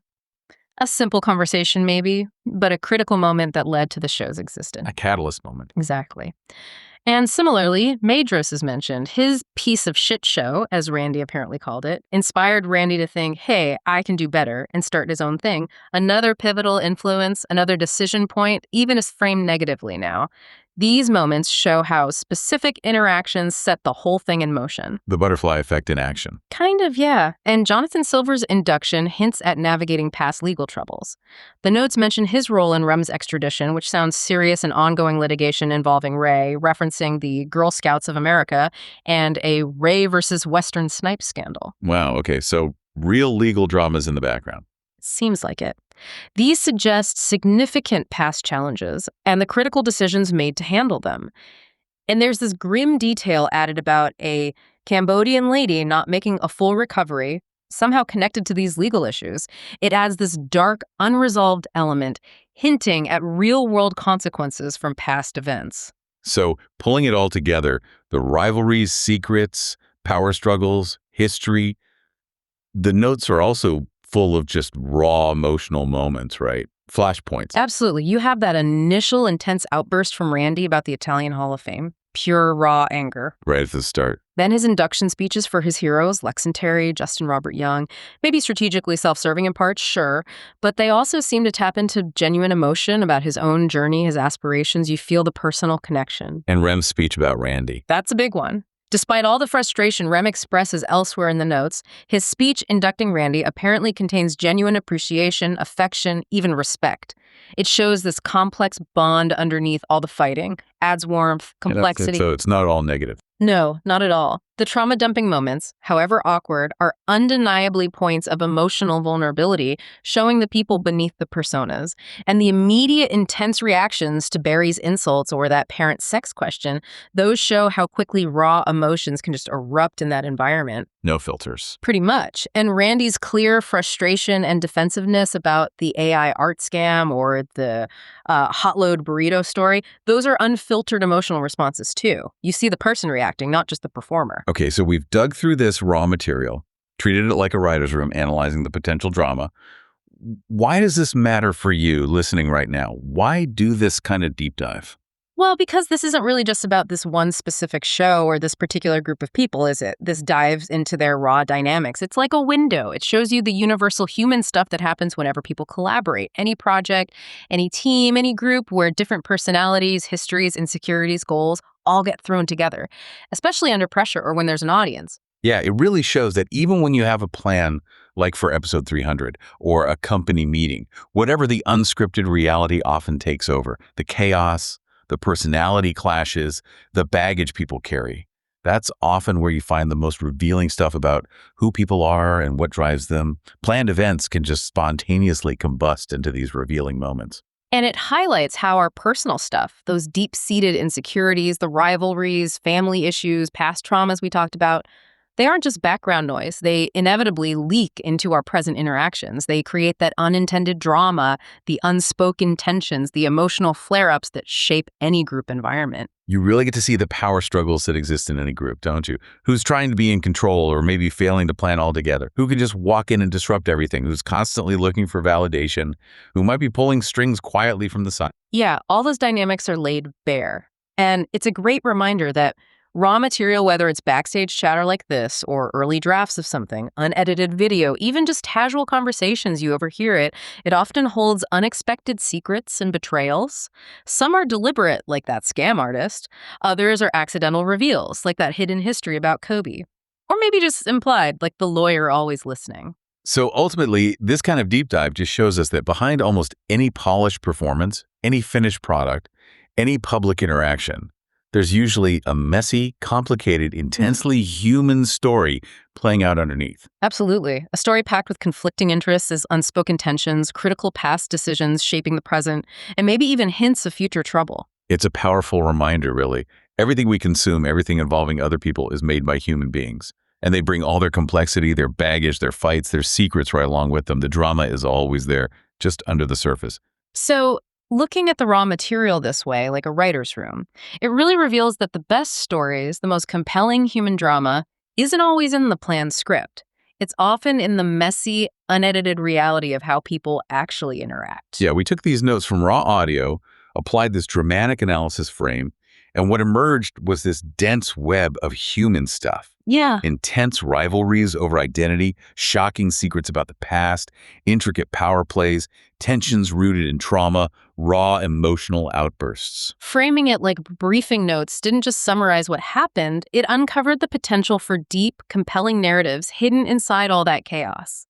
It's amazing how one simple idea, like a Hall of Fame, could just ignite such personal fights and reveal so much history and tension. Or how tiny, bizarre details that voicemail, the artist copying AI, a casual mention of an old plan, suddenly become these points of intense intrigue, revealing really strange facets of their world. Right. So here's the thought to leave you with, the really interesting part. how much of what you see and hear every day, the podcasts you listen to, shows you watch, interactions of public figures, even the dynamics in your own workplace or family, how much of that might have similar hidden layers, unspoken tensions, rivalries, personal dramas simmering just below the surface? If you could somehow access the raw material behind those interactions, the off-air comments, the internal emails, the things people don't say, the unguarded moments, what unexpected dynamics, what secrets, what power plays might you uncover? Think about it. What raw material in your own life, maybe a team meeting that feels weirdly tense, a family argument where something feels unsaid, even your own gut reactions to situations, what might that reveal if you looked at it through this lens like you were outlining the hidden drama? It's just a different way to listen, maybe. A different way to observe the world around you, looking for the human story, the potential narrative, humming away beneath the surface. Something to think about. Thanks for joining us on this rather unique deep dive today. Yeah. Hope it gives you a different perspective. We'll catch you next time.